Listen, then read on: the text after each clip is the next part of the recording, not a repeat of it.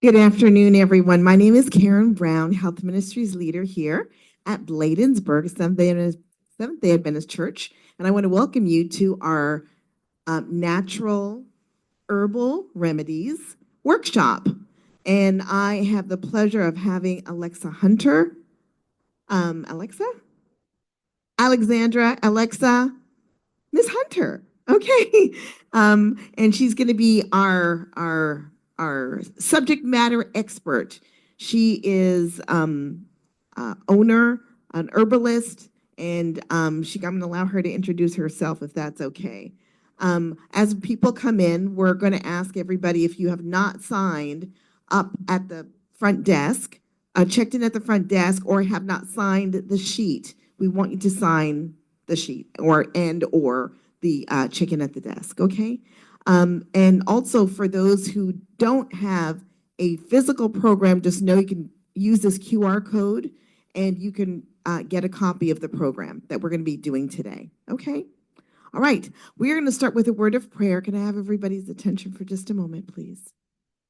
Heavenly Father, I want to thank you, Lord, for this day and this opportunity to learn and to minister so that we can be of help to others. We thank you, Lord, for Alexa and her ministry, and we pray that you'll continue to bless and guide, be with those who are on their way, and help us, Lord, to continually work for you. In Jesus' name, amen. Alexa? Hi, everybody. Again. So I do also have a sheet going around. So it just says appointment, yes or no, don't just disregard that. It's just when I do classes and stuff, people already know. And so when they want to sign up for other information or an appointment, it's available on that sheet. So if you don't know something that you're not sure about on that sheet, just skip it. Okay. So I'm Alexandra, Alexa, Sandra, whatever. It's okay. You know, I know who I am. Child of God, so no, doesn't matter. Anywho, um, I so I opened my own office, my own practice in 2022, 21, 22 as a holistic health coach. That's the umbrella I'm using because there's too much stuff going on. You have to go to school for this. You have to go for this. You have to pay this much. You have to stay in school for 4 years, 7 years. And I'm already blessed with the knowledge, the studies I did do. So I'm going with that and give back to the people the way God wants me to. So it says it right here in the introduction. I know some people, if you have no paper copy, you're more than welcome to scan the QR code right here. I like to go back to basics with everything. So that's why I didn't do the PowerPoint and everything else, because we have too much screen time already, I believe. And the less is better. You want to?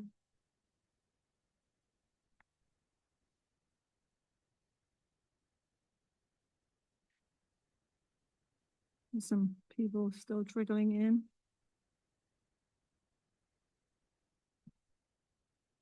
So I'm just going to get started. So I am Alexandra. I'm a holistic health coach. I do sclerology. I do kinesiology. I do herbology.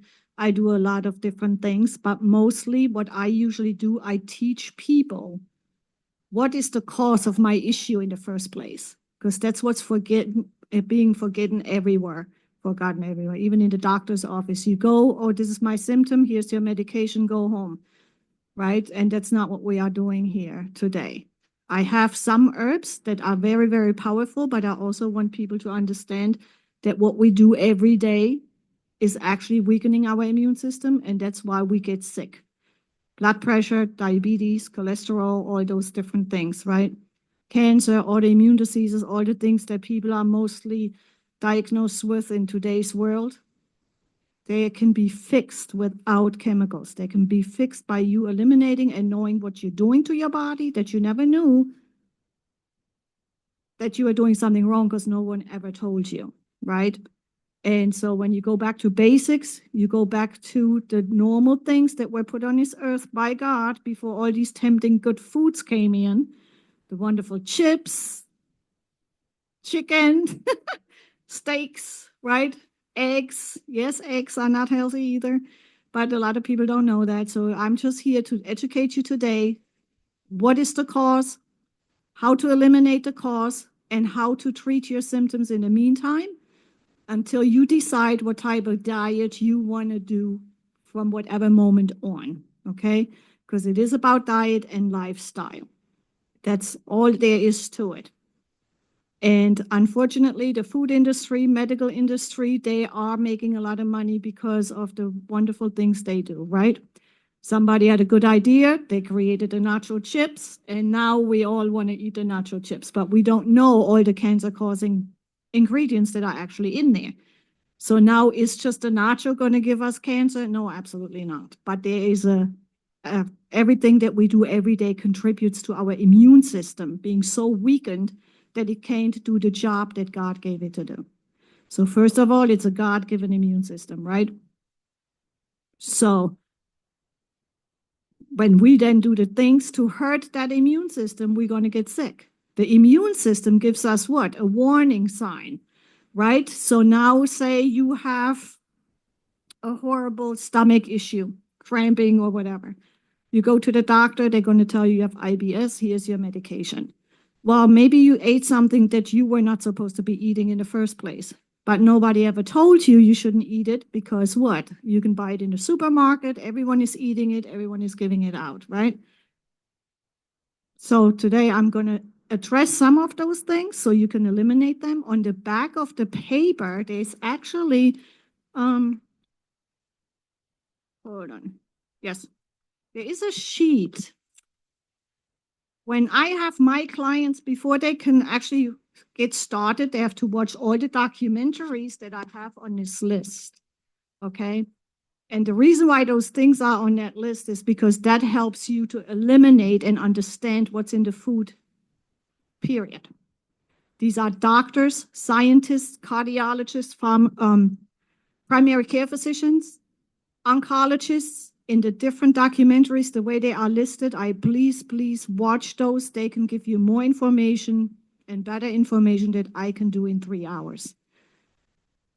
Everyone that has worked with me and is applying whatever they want to apply based on what they learned, they have a really good healing journey with different things, including stage 4 cancer, okay? So autoimmune diseases, all these different things, they are reversible and they are healable. Just so you know that. It does work, but you have to know what you're doing wrong to the body in the first place. So that's the back sheet, right? All that information is on here. And what I like to always say, if someone wishes for good health, one must first ask oneself if she is ready to do away with the reasons for his or her illness. Only then is it possible to help them, right? And that's true, but you cannot heal your body. You cannot stop doing the things if you don't know what you're doing wrong. So with all that, I'm going to go back to the front page with some of the herbs that most people or some people already have in their spice cabinet, right? So I'm just going to mention a few, and then I'm going to also say which ones are good for different ailments if you don't want to read it, because it's going to take a long time for you just to read it. So we have the cayenne pepper. Who knows all the stuff about cayenne pepper that you didn't get to read yet? Right? Cayenne pepper, yes, it's spicy. So if you don't like spicy food, then stay away from it or get it in capsule form or in a herbal extract. So something as simple as cayenne pepper can lower your blood pressure, right? Can clean out your arteries. So you do not have to take the chemical-based statins from the doctor. Yes, it's spicy. Not if you, no, that's different for each person. If you take it with food, you should be okay. Yes. So let me also say this. So I'm going to run over some stuff, right? And then write down on the index cards if you have any questions at about 4:30. I'm going to open up for questions and answers. Okay. I'm going to try to address as much as I can as I'm going down the list of the actual herbs. I brought some stuff just to give you an idea how easy it is to consume God's given herbs that we didn't even know, right? So going back to cayenne pepper. So you have the natural way, you have the chemical-based pharmaceutical way, right? Pharmaceutical-driven medical field and the God-given what is going on in this world today and why is everyone sick part of the world, right? So when you now go to the doctor and you have high cholesterol, what are they giving you? A statin. But they're not telling you that that statin actually causes dementia, Alzheimer's, weakens every muscle in your body, which now you have what? Pain, right? Then you are told you have arthritis, but now you have the pain. Then you have so many different things happening, even depression, because now you have so much pain, you can't get out of bed, and now you think you're so sick, and all this stuff now happens mentally where you're like, what happened to me? The cholesterol medications also cause the heart muscle to weaken. That's why a lot of people who are staying on statins go into congestive heart failure. Congestive heart failure is actually the part where your body cannot get rid of the fluid anymore as easily, and then people gain weight, water weight, and all that stuff because the heart is too weak to pump, right? But they're not telling you that up front. They call you and say, you need to be on this medication or you're going to die. You're going to have a heart attack and a stroke, right? That's not true. Because a lot of people, even with those medications, have heart attacks and strokes. How many of you have family members who died of a heart attack or a stroke and they were on those medications, right?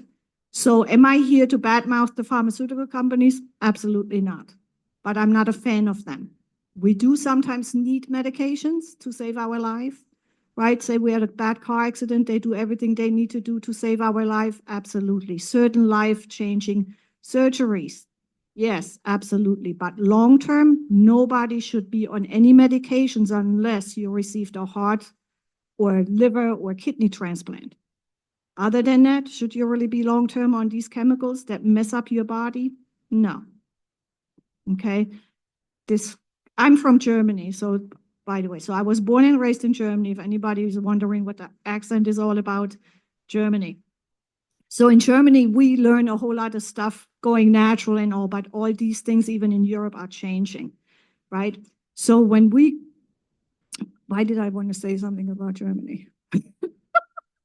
Okay, so in Germany, you still have some doctors who are saying, you know what, go home, do this, and if it doesn't work, come back, right?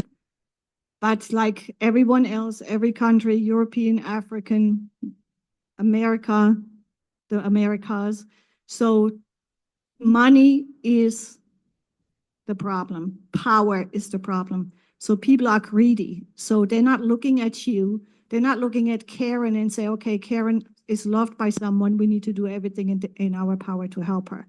She's the 2 o'clock appointment, just like you are the 2 or 3 or 4 o'clock appointment for these pharmaceutical companies, right? And when we know that the pharmaceutical company is the one on top running everything in this new world medical field, pharmaceutical-driven medical field. You cannot find any hospital where they're not doing pharmaceutical-driven stuff, right? So how is that even possible? Who let that happen, right? It's money. They charge you, what, $80, $40 for aspirin that you received in a hospital or your insurance company? That's ridiculous. That's greed, right? So when we look at who am I, who is my doctor, some people say, I have a good doctor. Really? Let's talk about what your good doctor is doing. What I encourage people also, my clients, I encourage them, go back to your doctor and say, why are you doing this to me? You already have 50 other patients that you gave this blood pressure medication to. You knew that it causes what? High A1C numbers. High blood pressure medication causes the A1C numbers to rise, and it's the number they use to tell you you have diabetes or you pre-diabetic, right? So now you are on your blood pressure medication that not only causes you then to have the so-called diabetes, you also have what? Neuropathy, right? Neuropathy, nerve pain, nerve damage in your hands and feet. But they didn't say, hey, honey, how much water did you drink today?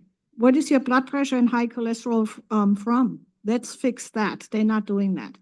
So we need as many people as possible to, forward all the information that you even find on that sheet that I said with all the documentaries. All these doctors, they were so wonderful and so courageous to actually come out and speak against the pharmaceutical companies, because some of them don't and can't, right? So some of them are still afraid because these companies are powerful, right? High blood pressure. If you don't want to raise your hand, you don't have to, but if you want to, who is on high blood pressure medication right now? Who is on 2? Who is on 3? So we're 2. Okay, good. So a lot of people have 2 or 3, but then they're on blood thinners. Well, blood thinner is also a blood pressure medication, right? So they're putting you from one med to the other. So this is how I started to do the studies and actually to do the research I started doing. 2 people walking into the Dandelion Herb Shop in Glen Burnie. Does anybody know about the Dandelion Herb Shop? No? You? Of course you ladies do. Dandelion Herb Shop in Glen Burnie. They have been in existence for 40 years. And they have all the loose herbs. They have capsules and everything else. So I started working there just to help out, and I noticed either blood pressure or diabetes, right? So someone comes in with high blood pressure, their medication then becomes metformin, so high blood pressure first, metformin, a statin, another blood pressure medication, and then insulin, another blood sugar regulating meds, right? Or we have diabetes, cholesterol medication, another blood pressure medication, then another insulin medication, right? So now both of them go up the same way. What do we have? Pain. So now both people are on pain medications. They're on antidepressants because now they can't leave the house. They feel so sad. And are they really depressed or are they sad? A lot of people are sad, but these companies are trying to tell you you have a depression. You're not depressed, you are sad. You're not depressed, you are grieving your loved one. Does that mean you are depressed and need to be on medications? No. But they are putting that out there so you go on these meds. So now we have, after all these 5 meds, you're going up to pain medication, antidepressants, steroids for the inflammation. Of course, your body is going to have inflammation more than ever because guess what? You are poisoning your body without even knowing. Nobody knows, right? Because the immune system is designed to do what? Reject invading things that are not supposed to be in our God-given body. What are those things? Chemicals, preservatives in our food coloring, artificial flavors, hygiene products, all these products that smell so wonderfully good, they are messing with our endocrine system and our pancreas. They're called endocrine disruptors. You will see it in the one documentary, it's called Stink. They're going to go over all these chemicals that we put on our body every day, but nobody tells us it goes into our skin, lymphatic system, straight into our bloodstream. Nobody thinks of it that way because nobody ever told us that way.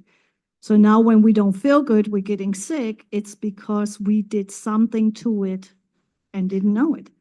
So when you then have your immune system giving you the warning signs, right? So you go to the doctor, it's a symptom, right? You go sit down and just pray and think about it's your God-given immune system giving you a warning sign. You go to the doctor Okay, here's your high blood pressure medication, then here's your pain medication, all those things. That's not how it's supposed to be. You're poisoning your body even more. So now you're on this medication, then you're on this. Now the new thing since right before COVID, I think, it's rheumatoid arthritis, right? IBS, Crohn's disease, all those things, they're just inflammation in the different organs. And you can eliminate that inflammation when you know the foods you're not supposed to be consuming. It's still up to you to do whatever you want to do. But as long as you know, I eat animal products 4 or 5 times a day. I eat all this sugar and I eat all these preservatives all day long. How about I'm a step back and just do one today? That will already strengthen your immune system enough again to help and to figure out other things that are going on that it's so confused about right now, right? I'm going to keep going back to the immune system, back and forth. So now we have high blood pressure. Number one reason for high blood pressure is what?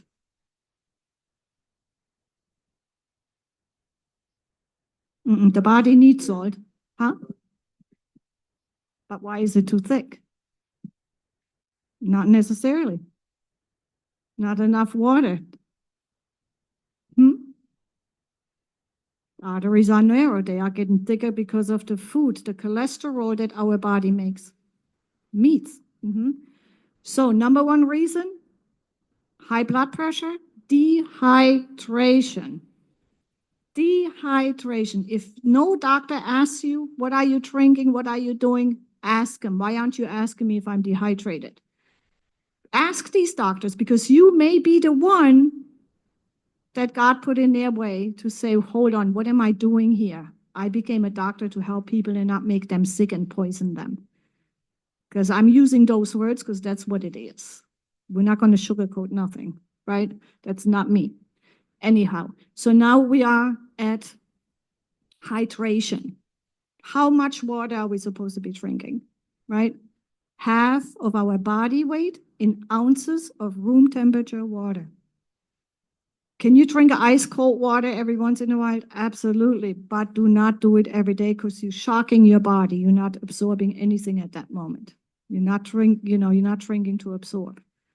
Half of your body weight. So what we usually do, how much do you weigh, Karen?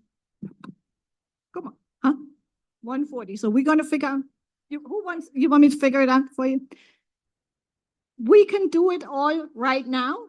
If you have your calculators out, so you can write on your paper or whatever, what you need to drink. But in the documents, there is the blood pressure chart and the hydration information. So we're going to go with what Karen said, right? So 140, and we're going to divide that by 2, because that gets us as closest to the blood level that we have in our body, right? And it's because somebody came up with it and it actually works. So that's what we're going with.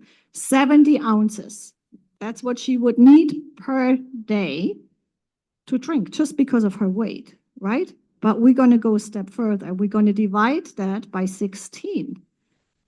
We're dividing it by 16 ounces because we should not be drinking more than 16 to 17 ounces in an hour. The reason being, if we do that continuously every day throughout the day, throughout the week, we're going to overwhelm our kidneys. So a lot of people actually have kidney issues, but they think it's their back, right? Because it can radiate. So now we are at 4.37 ounces, but we're rounding up. We're always rounding up because it's not going to hurt. So she needs 5 16-ounce bottles of water a day. Are we stopping there? Because most holistic doctors, naturopathic doctors, most people stop there. We're not stopping there. Does Karen drink coffee? No. But if say she drinks coffee, so she drinks 10, 16-ounce cup a day of coffee, guess what we need to do? We need to add another 16 ounces to her daily consumption. Because why? Coffee is dehydrating, right? Sodas. Even Gatorade. They shouldn't even give these athletes Gatorade because they are not really being hydrated. right? They're just being what? Poisoned. It works for the moment because it has certain minerals in it because of the sodium content, but not because of anything else. But it's a bad sodium, right? But they do get some type of a hydration boost. So when you now have we added the coffee, say she goes to the gym for an hour, let's add another bottle, right? In the summertime, we're sweating, we're getting rid of fluid. We need to bring it back in the body. So add another bottle. But we are right here, right now. She's drinking soda, she's drinking juice, she's drinking lemonade, iced tea, all those things. They taste wonderful, yes, but they're not healthy. So we need to add more water for everything that we do that is considered dehydrating the body. We need to bring it back into balance, right? So now when you drink the water that your body actually needs, your body can regulate a lot of things. Blood pressure, diabetes, cholesterol, tiredness, fatigue. I have a lot of women, they come in my shop or, in my office or in the Denline Herb shop, they say, I'm so fatigued. What do you have? What vitamin? Let's see what you're not doing to get you up to where you need to be without spending money. Because even in those places, they're there to keep their doors open and to make their money so they can support their family and their bills, right? So you also still want to be cautious about the vitamin shop in other places. Everything says sugar-free or natural, and it actually is not. You still also have to look at the ingredients on the back. So we are still at her water consumption. Now she's calculating everything out. So a lot of people in the beginning say, oh, that's way too much water. Actually, it is not. I'm going to have to urinate and pee too much. I can't do this. Okay, hold up. Of course, you're going to have to urinate a little bit more because what is happening is your body is flushing out the toxins that need to come out, right? So it's hydrating the body. Your heart is getting the fluid that it needs to actually do the blood and the oxygen, right? So it's not just the heart that keeps us alive, it's the lungs too, because without the air, we can't survive either, right? So now you have two major organs again that are getting the things that they need. They're getting the fluid, they're getting the hydration. Now, when you now look back, what is happening? Other cells and systems in the body can do their job again. Because what you didn't know was that when you are dehydrated, the God-given body is designed to save your life, right? So what happens? It pulls all the water.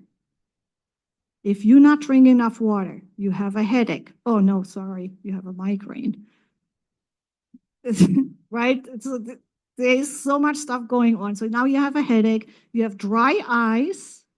Glaucoma happens from having way too many dry eyes because there's no circulation, there's no fluid to make everything work properly, right? So now you also have constipation, right? When you're dehydrated, the colon needs the fluid and it doesn't get it because the heart gets it to make sure that you are alive. So now you get what? You accumulate waste in your stomach. That waste has what? Not just fat, parasites, toxins, viruses, all those things, right? Is all in there. So of course, guess what? Even if you eat semi-good and semi-more healthy, you're still going to have inflammation because the body creates the inflammation to defend itself. With that inflammation comes mucus. The mucus then helps to carry stuff out of your body. If we are dehydrated, it cannot do that because there's not enough fluid to do all those things. Does that make sense? So now we know we need to do the water based on our weight and what else am I doing throughout the day. So I have people that are 200 pounds and they are being told, you need to drink your 8-ounce glasses of water. Well, that's 64 ounces. That person is dehydrated. So are they on high blood pressure medication because they are overweight? Or are they on blood pressure medication because they are dehydrated? Right. Right? So now when you are hydrate, guess what? You're also going to lose some weight, healthy weight, not bad weight, right? So now when you then go to the part about diabetes, now your body has enough fluid in the body to dilute some of those toxic sugars that it didn't have before. So when you hydrate, it doesn't say that the hydration cures diabetes and everything else. It just helps the body to get rid of things that it was designed to do, right? So now your cholesterol can be lower because you don't have as much, because everything is basically being diluted by the hydration. So you're already helping your body a lot by just drinking the amount of water you need.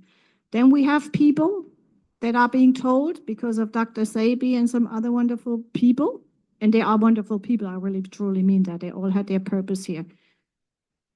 They are being told to drink 128 ounces, which is a gallon a day. Okay, but if you have someone who is only 120 pounds, they cannot drink a gallon of water a day. They're going to flush out all their minerals and they can die. Right? It just doesn't, it's not okay. It's not healthy. So you flush out all your minerals, you also feel sluggish or you have pain. I had this one guy, he came to I'm working at the Dandelion Herb Shop on Tuesdays. That's when my services are free. And so this guy comes and he said, "What do you have for back pain?" "Ah, my back is killing me." I said, "Okay, what you doing?" He was drinking a whole gallon of water before he left to go to work in the morning. So he left, but he didn't know, because he was told, drink your gallon of water so you are healthy and you are hydrated. So I said, "Sir, I don't think it's your back. I think it's your kidneys." And so by me doing sclerology, which is the white of your eye, there are lines in there and dots, right? Like iridology, sclerology in your eye, there are certain things. So I looked in his eyes, and since he's been doing this for so long, he already had the lines that show me there's something wrong with his kidneys. Yes. So I said, "Sir, this is what's happening. Don't do the water. This is how much you need. This is what we can do." And sure enough, he was, of course, better within a week. He didn't have no more back pain because now he knew he was drinking too much water. You are being told you have back pain. What do? You go to the doctor. Then they do the scans and all these things. You have arthritis, you have sciatica nerve pain, you have all these other things, right? But they never really check the kidneys at that point, because you came with what? Back pain. They already know you have something wrong with your kidneys because they have been putting you on blood pressure medications for a year or more, because that also messes with your kidneys. So of course they're going to believe when you tell them it's the back pain, right? But it's actually the kidneys. So people are going into kidney failure and renal failure. And here you think it was something that you did when it actually was the medications. And even also not enough water, because once you do all these toxic things every day throughout the month, can you just imagine how much toxic stuff is sitting in your kidney that couldn't come out because of what? Dehydration, didn't have enough fluid, right?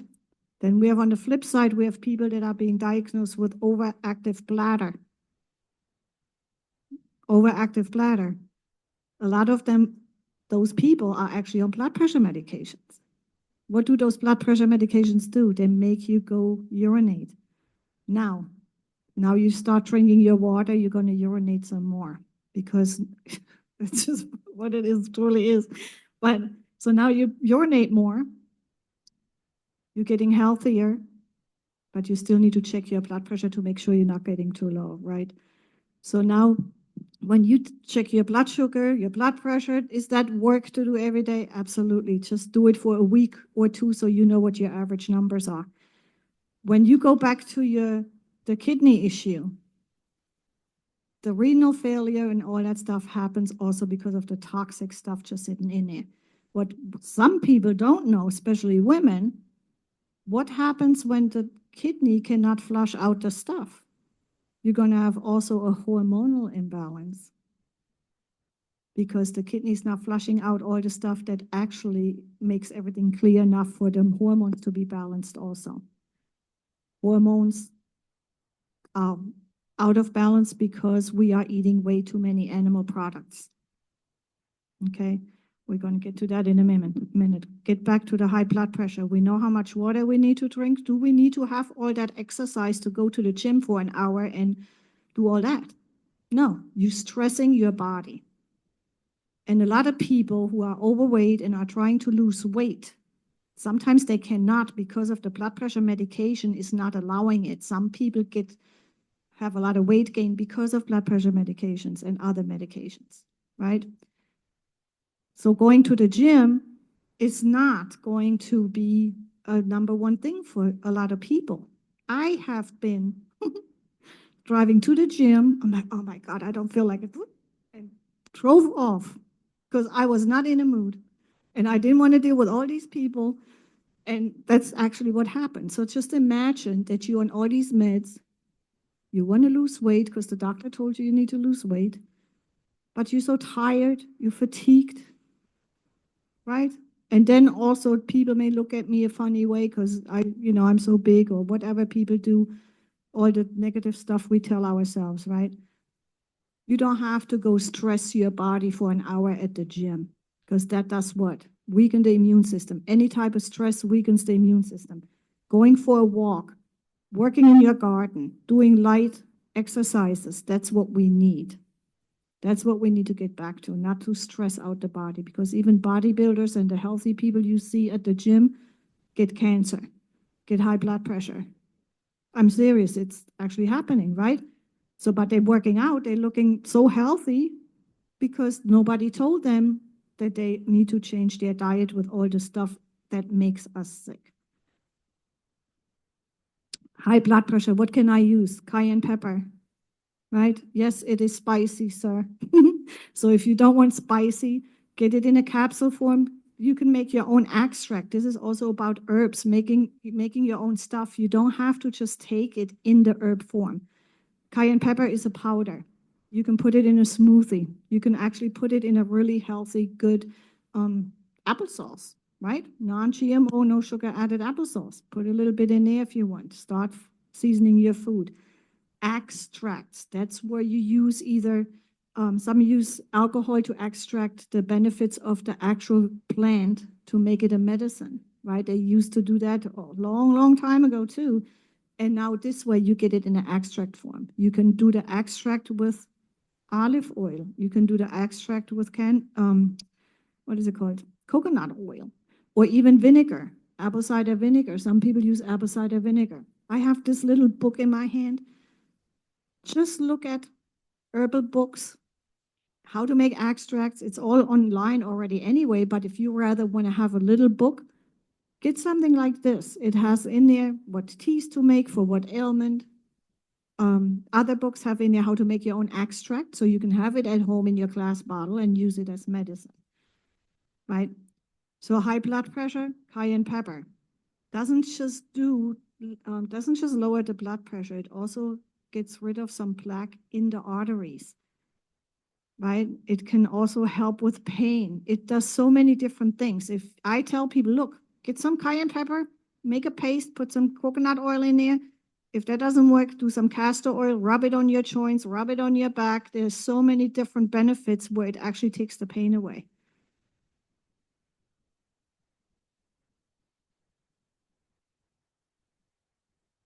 Absolutely, yes.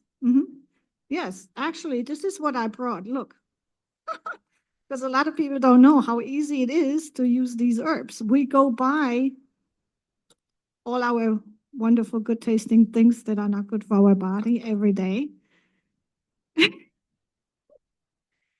But this, for instance, this is rosemary. Rosemary is good for many things. You can make a tea with it, right? Oregano is on the sheet. What is oregano? Oregano does so many different things. It's an antibiotic. Here we go to the doctor and they give us these toxic antibiotics that don't even help. They break down our body even more. Affect us in so many different ways that people don't even have a clue. I'm serious. I did research on all these meds that I'm talking about, and people don't know what they actually cause because nobody really reads the printout. But also, when you do read it, the pharmaceutical company did not put everything on that piece of paper, but it's out there. You have to do research as it is a matter of fact. When I do research, somebody comes in, oh, I have eczema. And I'm like, why does this person have eczema? What medications are you on? That was just recently. Psoriasis, actually. He's on a blood pressure medication that causes psoriasis. I didn't know that it even causes psoriasis, right? I know it causes a lot of things, but I'm like, this medication causes, so sure enough, it came up because there's a lot of information hidden still. So blood pressure, you can do the dandelion. You can even do the oregano. You can do turmeric, right? There's so many herbs out there that can help you with high blood pressure. But I will also mention this. It will not long-term take care of the issue, because if you are dehydrated, that is still the issue. So your body will break down in other ways to let you know there is an issue. The doctor is going to give you another disease name that you now have, but actually you need to get back to basics and say, okay, what's happening here? So I tell everyone, can we use these to support and help in the meantime? Absolutely. When you watch all the documentaries and you want to say, okay, this is the diet I'm going to go with from now on. This is the diet I will be on. Vegan, vegetarian, pescatarian, or like my niece says, she is a elegant, which means she's eaten all that there is, but it's in all there is. But when you know what these foods are doing to you, you will find that you do not want to eat any more animal, because the animals receive synthetic hormones to make them grow bigger faster. In us women, it affects us in our female organs, endometriosis, fibroids, cysts, PCOS, breast cancer, ovarian cancer, all those things, right? In men, it affects the prostate. It does. And men are being told, you can tell early on that there's an issue already coming up when the urine stream changes. Us women, we don't have that warning sign, unfortunately. But we do, because there's so many young ladies that look like grown women. It's the synthetic hormones. Okay. For men, the prostate. The changes, okay, in the men, so in the men, I always say the male plumbing system. We have a female plumbing system and a male plumbing system. When the man already has a lot of issues based on the meat that we eat, creates scar tissue, right? The bacteria and other things that are in the meats, and even the toxins, but the bacteria, viruses, microparasites, parasites, they cause a biofilm in our body. So now the male system, because everything is so narrow, they have now two different type of spider webs. Let's just call them spider web. We have a biofilm spider web, and then they have a scar tissue biofilm spider web. And then the third one is just the candida. A lot of people always think women are the only one with yeast infections. No, people have yeast built up candida in the body. A lot of people are being diagnosed with lupus when they actually have a candida issue and can take oregano and stop it. I have these people that the stuff I'm talking about is people that I know that have done it and that are actually healing from those things when they know what the cause is, right? Candida. Candida. If you don't have this, scan the oh my God, what is it called? The QR code. Scan it, because the document is on there. It says it on there too. The candida is in there somewhere.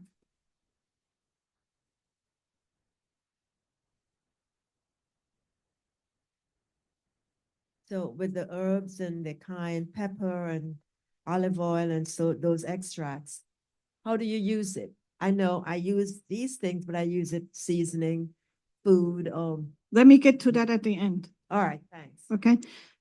The prostate health, men. A lot of men are being misdiagnosed and treated for prostate cancer when that's not what's going on.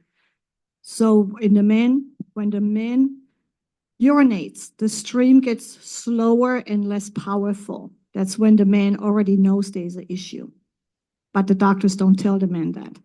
But that's where it starts. So we have the scar tissue, we have the biofilm, and we have the candida.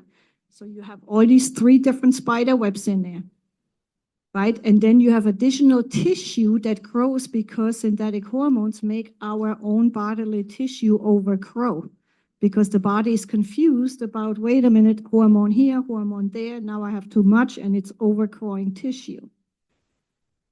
But when we know that, we can eliminate those things, right? So we stop eating the meat as long as possible, no cheese, no animal products whatsoever, and no sugars and flours, because that's the things that feed all those things. And then you can do oregano, you can do systemic enzyme therapy, which is natural enzymes that help break down scar tissue and other things. So there are things that can be done. I'm going to cover a whole lot of stuff in here, because the more people know and have at least the seed that is planted, like, what did she say again? My information is on there. I still give classes even in my office. I do private consultations or family consultations, right? So the information is endless.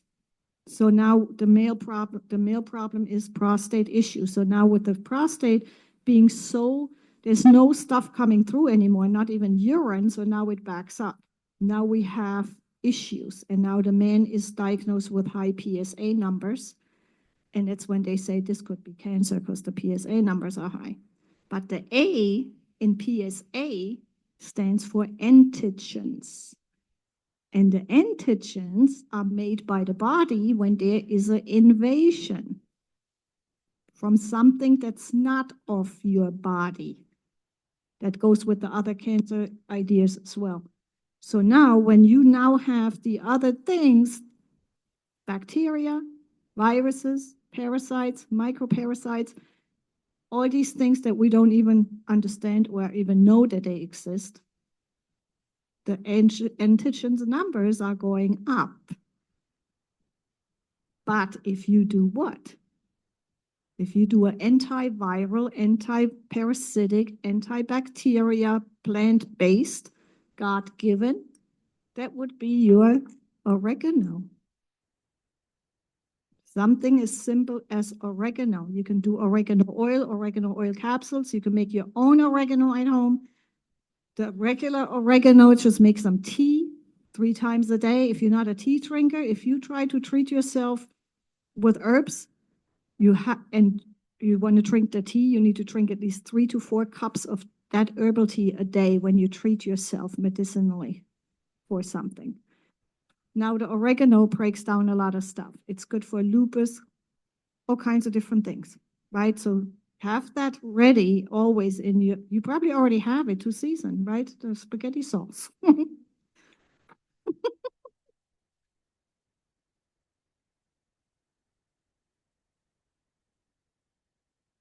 So yeah, so a lot of people, you can just do oregano. So there are different companies out there, right?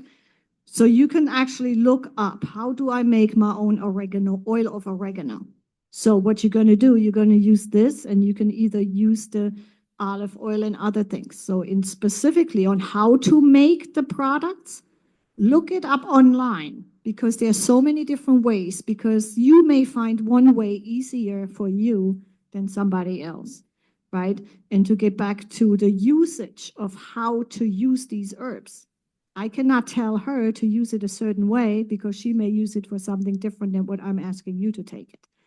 If you take it in the tea form, it's a different way than when I tell you take 600 milligrams of oregano oil capsules as an antibacteria, antibiotic, right?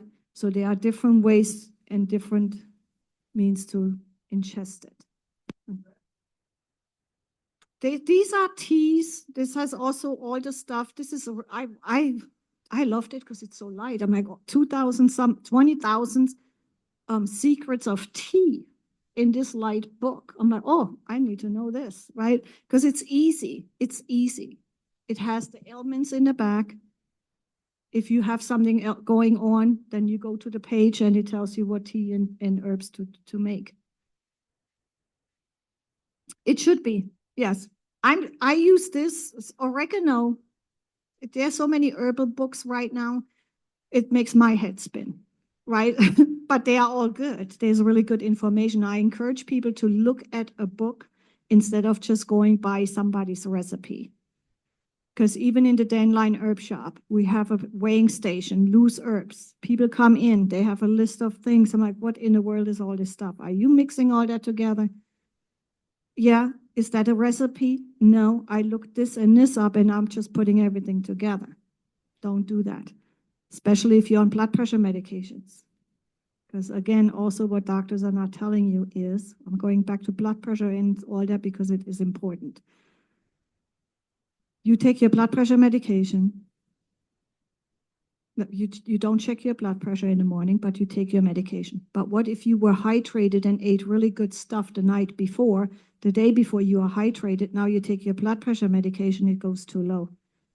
That's dangerous. A lot of people faint in all these ambulances during the summertime, especially when you hear ambulance, that's because people faint and collapse because their blood pressures are way too low or they're not hydrated, of course.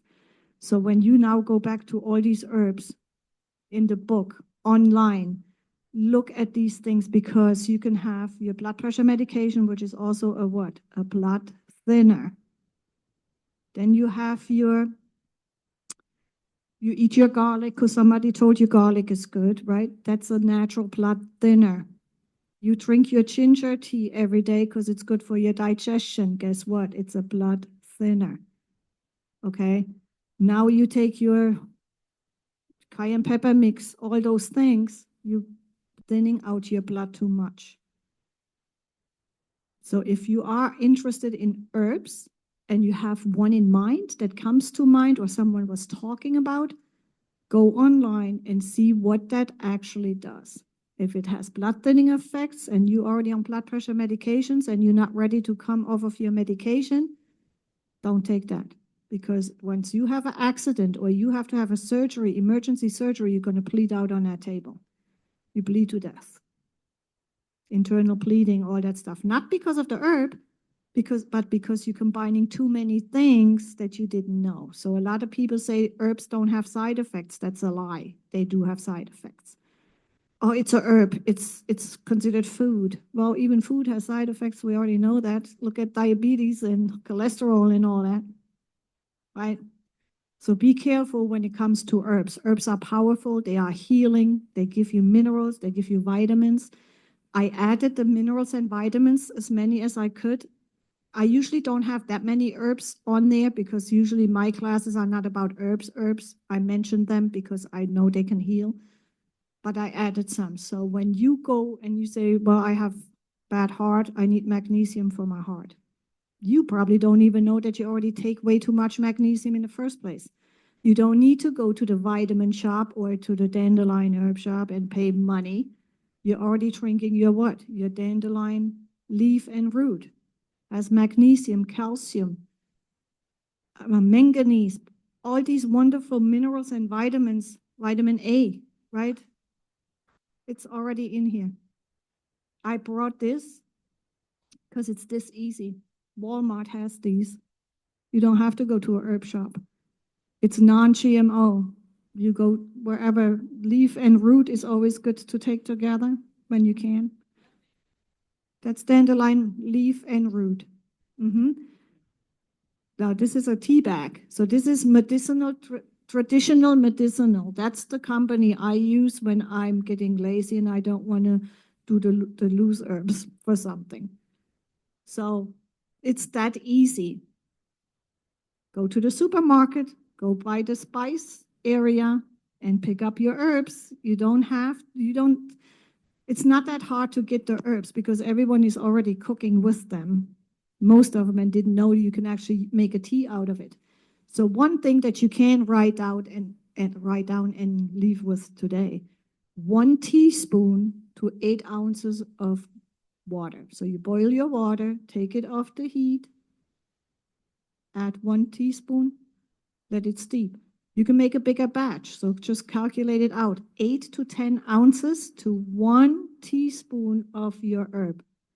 If you have powders, you use a half a teaspoon.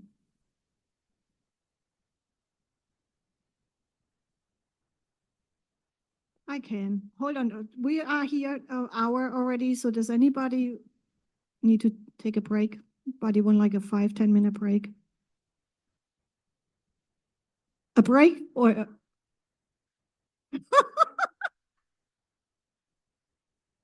And I was going to mention that next. So when I mentioned the exercising earlier, right?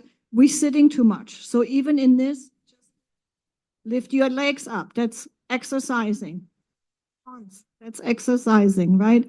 Stand up, walk around if you don't want to sit for too much longer.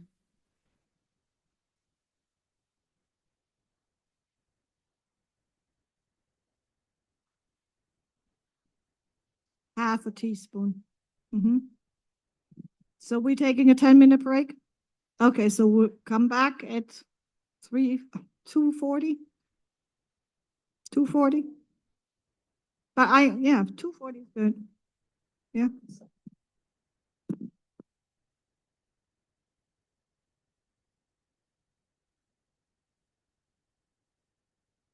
Anybody who wants to take a picture of this little tea book, come up here, take a picture of it and order it. I don't know. It's probably Amazon probably has it.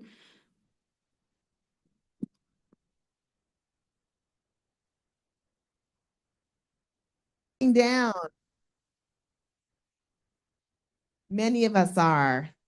I'm going to hand the mic back to Alexa. I like Alexa. Okay, yes, there are a lot of questions. So I'm going to address a few. Yes, you can have an appointment with me. But the thing here is mostly to give you as much information as I possibly can. If you want to schedule a smaller class for your family, all those things, we can do that in my office. I have space and re-renovated for 10 people. Okay. So I have people who say, hey, here, I need this, this, and this. Can you discuss that? This is my family. We're coming. Give the gift of health, right? Give the gift of health this year, if you can. Education and knowledge. Because us giving away gift certificates and stuff for sneakers and all, that's not going to save someone's life. But we're spending money on different things and we're not spending it on the right stuff. Not saying that when you go the holistic way, you're actually going to save money. A lot of people always say, oh, it's more expensive. No, it is not. I'm a vegan.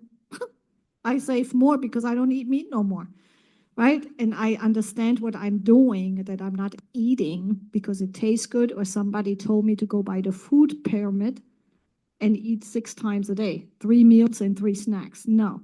I'm going to cover that in a second. So yes, you can get an appointment with me or even set up something else, a class or whatever you guys want to do. My information is on this sheet and you have my business card also. So just text me, say who you are, what's going on, and then I call you guys or I text back and we talk on the phone briefly and then we go from there. Okay?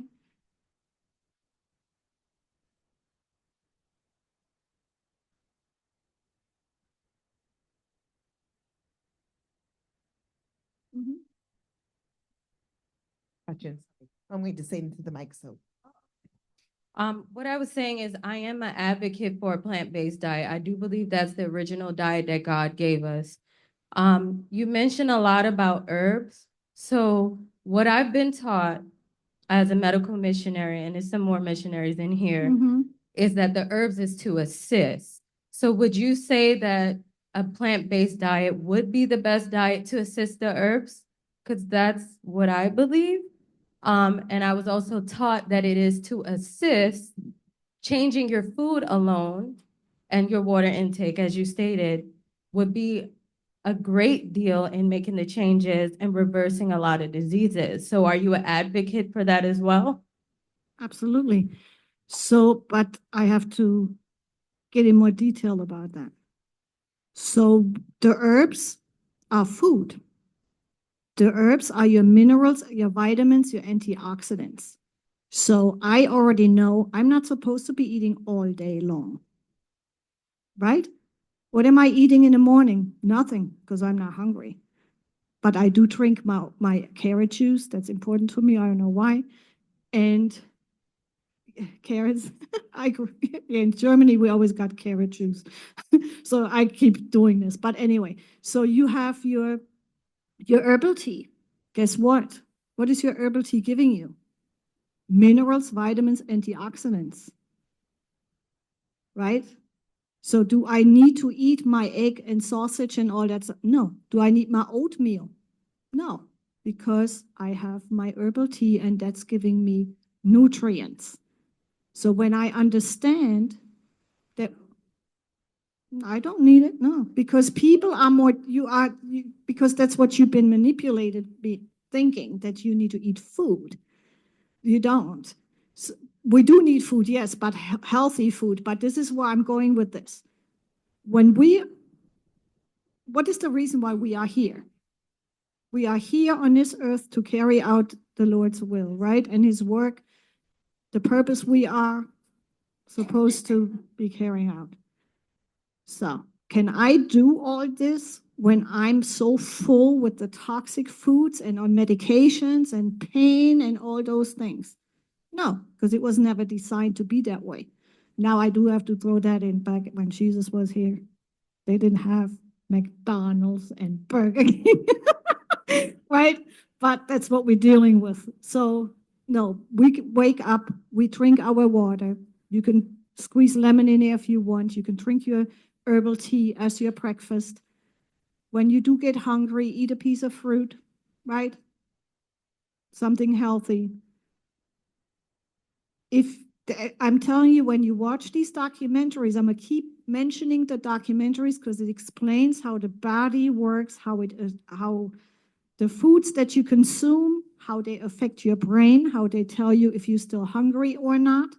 Watch the documentaries, please. The documentaries are your life savers because of the information you will be able to receive.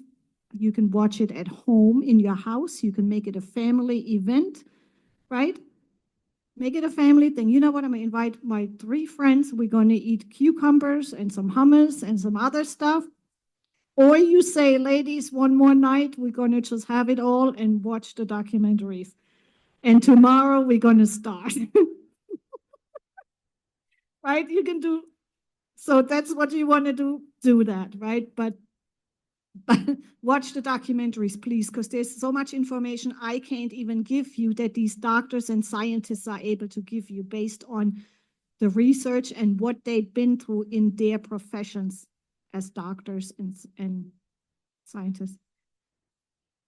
No, you don't. It's up to you, but we're going to get to that. Yes. The cayenne pepper, you say you can make a paste. Yeah. What do I use to make the paste with? So you use a Cayenne handful of pepper. cayenne pepper, and then you can use coconut oil, olive oil, or even castor oil, right? So when you use the coconut oil, use the one that you can eat, not the one you buy in Walmart in the hygiene section. That has chemicals in it. It's not a pure coconut oil. Okay, so you can use anything that you have at home right now and just put it on your joints. You can also wear some old shirts or something or socks to just cover so you don't mess up your clothes. Yeah. So what was I saying with the, no, cayenne pepper. That's just what she wanted to know with how to make it. Plant-based, to get back to her question, to her thing. So plant-based, yes. But again, do we need to eat the way they say? No. When we eat, what happens? Our immune system kicks in, our liver kicks in, our pancreas kicks in, our colon kicks in, our entire digestive system kicks in, right? Now, I eat first thing in the morning, my body is working. I eat lunch, my body is working. I eat my dinner, the body is working. I eat my snacks in between, my body is working. what is happening to the body? It's overworked. A lot of people are not sleeping at night, not because they're on blood pressure medication, have to get up and pee all night. I'm not talking about that. People are not sleeping at night because they're eating or drinking things that make the body work instead of resting, rejuvenating, and healing. Right? So now when we know not to eat at least 2 to 3 hours before we go to bed, our body can do what it's designed to do. Rest, rejuvenate, heal. Right? So now going back to the food, a lot of people don't understand that we are being told to eat so much by whom?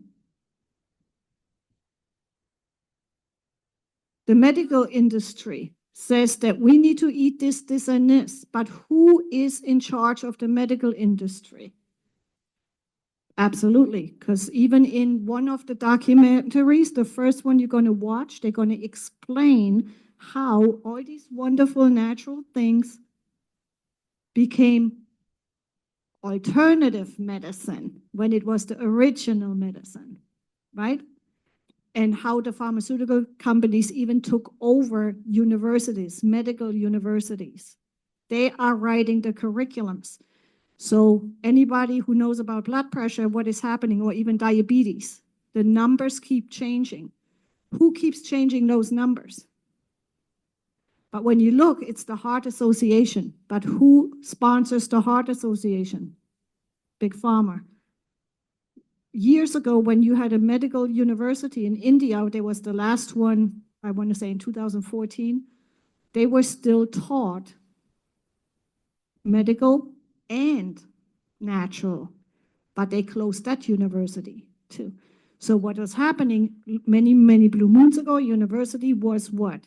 Learn how to be a doctor. Nobody influenced it. And that's how it was. The doctor still cared about you. You were still Mr. Jones. You were still Alexandra. You were still all these people that loved you. And the doctor knew that you are loved and that they needed to save you. And they wanted to do that. Now we have the pharmaceutical companies who came over and they said, we're going to sponsor your university. But exactly. So now the curriculums of what the doctors are being taught are written by pharmaceutical company scientists. That's why when you go to the doctor, your doctor doesn't say, oh, babe, how about some dandelion? Oh, honey, did you drink enough water today? They're not doing that. So when I go to the doctor, don't get me wrong, I go to the doctor. They can test me, and then they can tell me whatever they think they want to tell me. And I even say, hey, did you know about this and this? Here, you want to do this? These are your colleagues on here talking about how bad you are. How about you watch that? Oh, some of them have. They're like, oh my God, I didn't know. Because they didn't know. But that does not mean, that just means they are what? Manipulated, being used, and they let other people use them. Because if I was a doctor, I'm like, hey, wait a minute, yeah, you are saying this, but I know this. So I would still want to advance my knowledge as a doctor. And a lot of people are not doing that anymore. So watch these documentaries, please. And these are true cardiologists and oncologists throughout these documentaries. Watch them. They are very, very healing. I joined so many groups, cancer groups and other groups on Facebook. That's the first thing I do. Please watch these things. They are life-saving because, like I was going to address, when we sit here as beautiful as we are, we do not want to hear you have cancer, right? But who tells us and shows us and teaches us and is on our backs about it, on what not to do to not even have to hear that? Right? Nobody. I'm doing that. I'm asking all of you to do it with the knowledge that you received today, or even then I'm here to plant a seed. You go further with it. Because I did have a big tumor right here. I did have my own health issues. That's why went plant-based, and not just plant-based, but I'm like, okay, do I need to eat all the time? No. I gained a lot of weight. At one point, I lost a lot of weight. I was so skinny, you can see every bone in my face. That's what the doctors, the medical field said that should have been my weight all along. I'm like, you people must be nuts. They were nuts, because I'm like, you see every bone right here? That's not how I'm supposed to be, right? And so I went, actually, that was before I knew all the healthy stuff. I went to Burger King every day for lunch. And to the gym, bodybuilding, weightlifting to gain the weight back. It's just as hard to gain it as it is to lose it. And maybe I needed to go through that so I can talk about it today. But now I gained a lot of weight throughout the years. But I'm like, wait a minute, I'm not eating. What's my problem? I was sitting too much, was doing too much research, sitting down. I was not having enough active stuff going on anymore, right? So I'm okay, but I remedied that. So within 9 months, 16 pounds, right?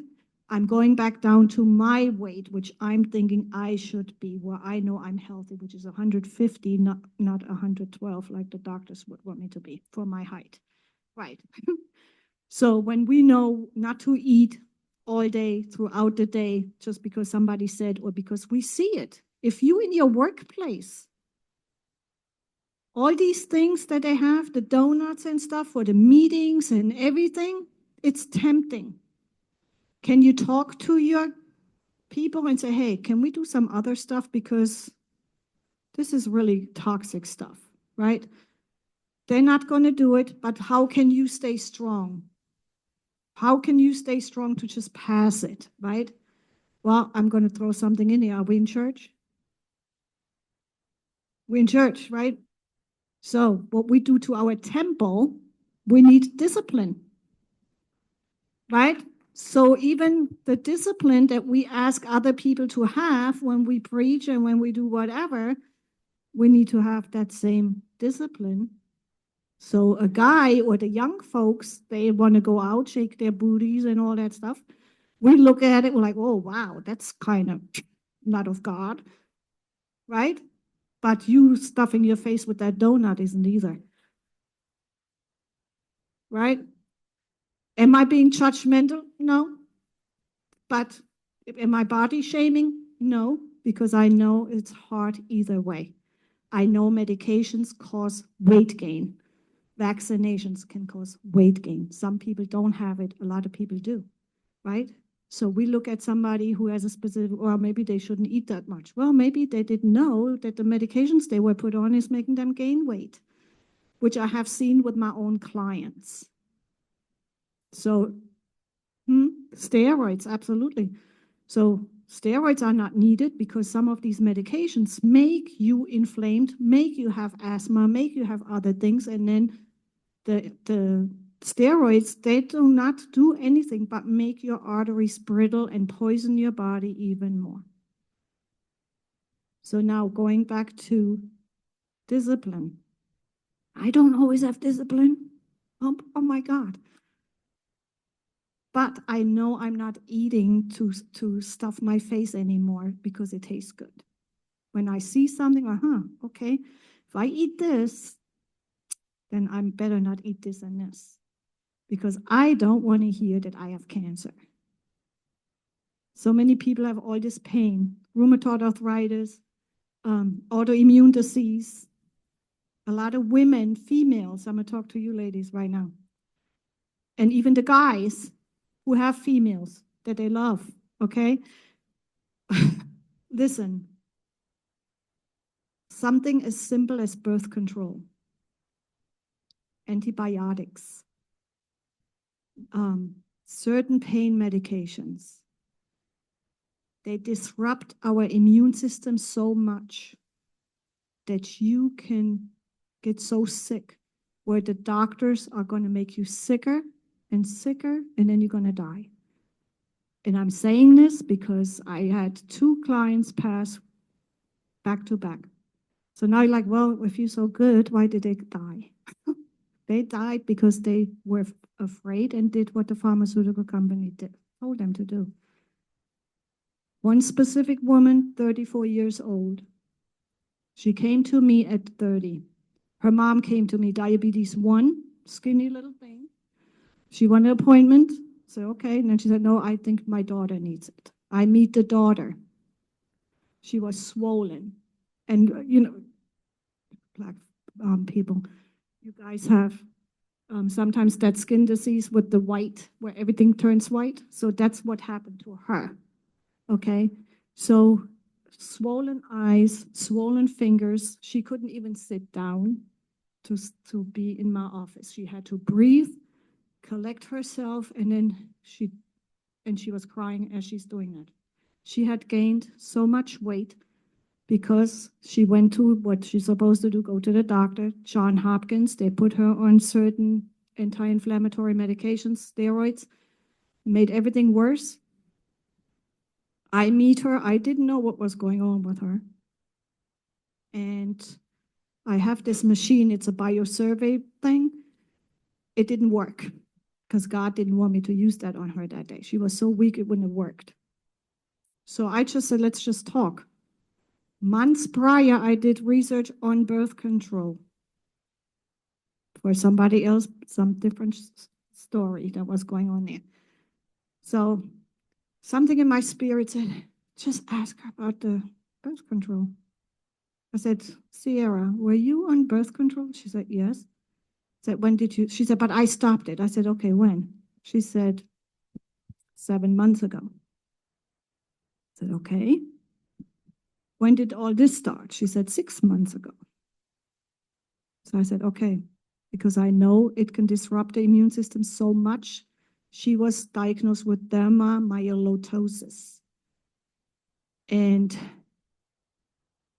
yeah, she was in extreme pain that day. We made her leave. Look it up. I'm not trying to be mean, but if everyone asks me, we're not going to get out of here by 5:30. But listen, so to make the long story short, she wasn't ready to work and do the work that she needed to do. She ended up in a wheelchair, couldn't walk. So then COVID hit. The doctors wanted her to take the vaccine. That would have been deadly to her at that time. Luckily, something in her spirit said and went against it. She called me. She said, I'm ready, Alex. I said, okay, what we doing? We prayed. That's my first thing. We pray. And then we go from there. She did everything I suggested based on my research. Not because Alex knows everything, because I do not. But who ordains my step and who gives me what I need is the man upstairs. And I can honestly, I'm walking in my purpose. Because there were things happening. Where did this come from? How did I know that? Because I didn't know that, right? So now I'm dealing with this young lady. She's getting better and better to the point where she has her own blog and she's doing really, really good. Walking out of the wheelchair, all these wonderful things. A year later, I would check up on her in between, but there was no reason for me to do anything else because she healed, right? Well, something happened. She went back to the doctor. And she was in pain. They told her, well, you have this autoimmune disease.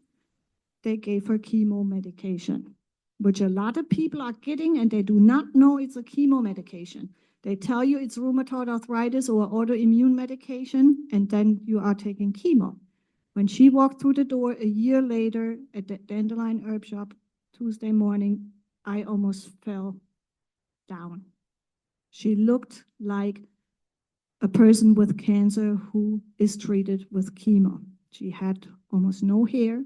She was sick as a dog, skinny. Her cheekbones were sticking out. She had boils all over her body. This is how she's walking. I sat her down. We prayed. And I said, okay, we need to do something. She went back on the regimen. She did other things. We found out that she was still taking vitamin D3, which is good, but not for her, because it made her body make more calcium.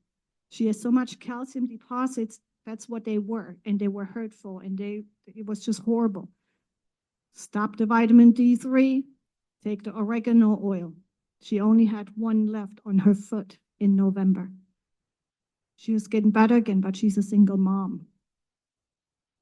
The dads of her 2 children are nowhere to be found. So she did not have a team to actually help her with everything.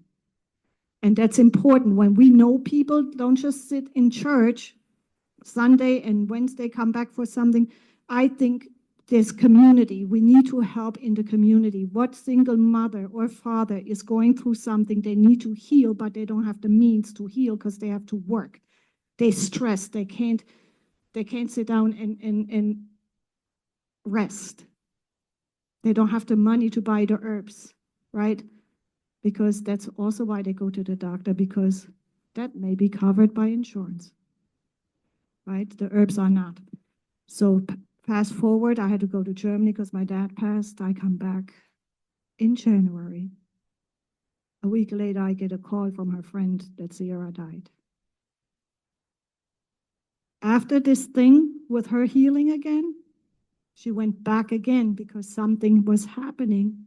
She couldn't get over the fact that she was in such pain because of the boil still on her foot, and I don't know why we couldn't get rid of it.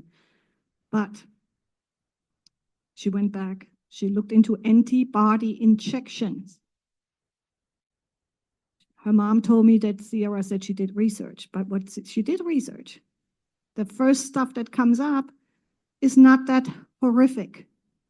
And I said, which treatment did she do? She gave it to me. I looked it up and I put in there specifically because she died of stroke, seizures first and a stroke, and then she was brain dead. Guess what? It causes that. I put it in there. It causes a stroke. It causes blood clots. It causes all these things, and that's why she died. So when you take medications, birth control, I know we don't want to have a whole lot of babies running around here and all that stuff. We're not going to get into why they're running around in the first place. But that's another situation, right? But when you take birth control, there's neem oil that men and women can take internally as a natural birth control. Can I put my hand in the fire and say and swear that this is 100%? No, I cannot. But other countries have been using it and it has been studied. Neem, N-E-E-M, oil. So when you get off any medication, I'm going to urge all of you, I don't care what it is, I don't care how simple you think it is, do not just stop it. Wean yourself off of even birth control if you can. Because in my belief, when she stopped her birth control, her body was so confused. It was missing something, and something necessary, whatever was in that specific birth control or any, that it disrupted so much. But she didn't know, and the doctors tell it's an autoimmune disease. We don't know where it's from. Yeah, whatever. They do know what it is from. They do. Maybe the doctor himself or herself don't know, but they can find out. So wean yourself off. Weaning off means if you take 2 capsules a day, take 1. If you can bite it in half, do that, right? Try to see how to best wean yourself off of these meds and even certain supplements sometimes. And that's how we then can maybe save another life, because she could still be here if she would have been told the truth. But all she became, she wasn't Sierra. She was their test subject for that specific medication. That's all we are. All we are, unfortunately. But hopefully with me saying all this today, if you come off birth control, any other medication, I don't care what it is, wean yourself off.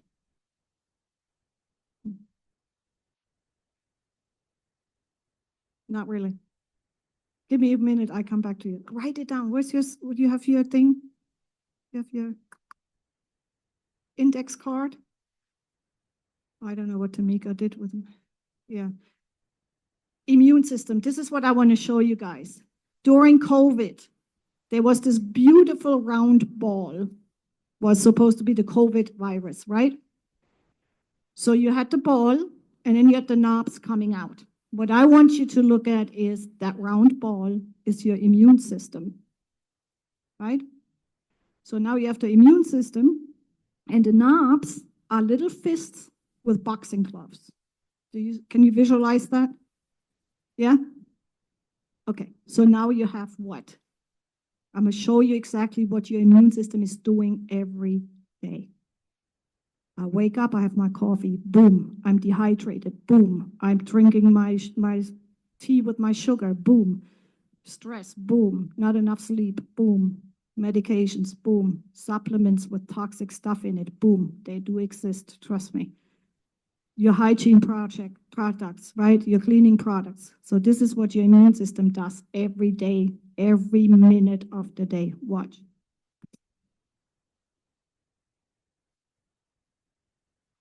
That's every day.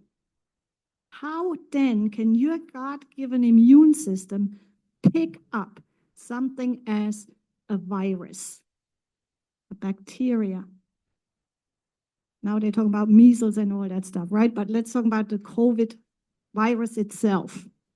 Was there a virus? Yes. Did all these people need to die? No. Did a lot of people die out of fear? Yes. Because that fear, high blood pressure, strokes and heart attacks. That's how a lot of people died during COVID, because of that fear. Now you have all these little creepy things trying to attack your body. What is supposed to be the defense of your body? Your immune system. But what is your immune system doing? It's so overwhelmed. It's like, what the heck is this going on all day? It can't pick up something as little as a microparasite to fix it. Or it can fix it, but it puts it in the body. The body encapsulates it. That becomes a tumor. That's your cyst. That's your tumor. Right? But if your immune system was strong enough, if you knew that when you drink your soda, that boom, your immune system kicks in, your stress, all these wonderful smelling air fresheners, right? Perfumes, they all go against the immune system.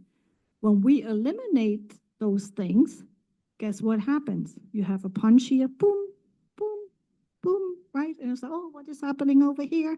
Let me check this out. Let me make some natural killer cells. Let me kick up some red blood cells and lymphocytes and all those wonderful little things they tell us in the blood work, right? But they are there for a reason. They make the antibodies and they help us kill certain things in the body. And if the body is too overwhelmed, it can't. So now we look at, what do I need? Do I need to eat 3 meals a day that are so full of starches and meats and who knows what, overcooked vegetables, right? When I have to say something, when I first came to this country, I was like, what in the world is this?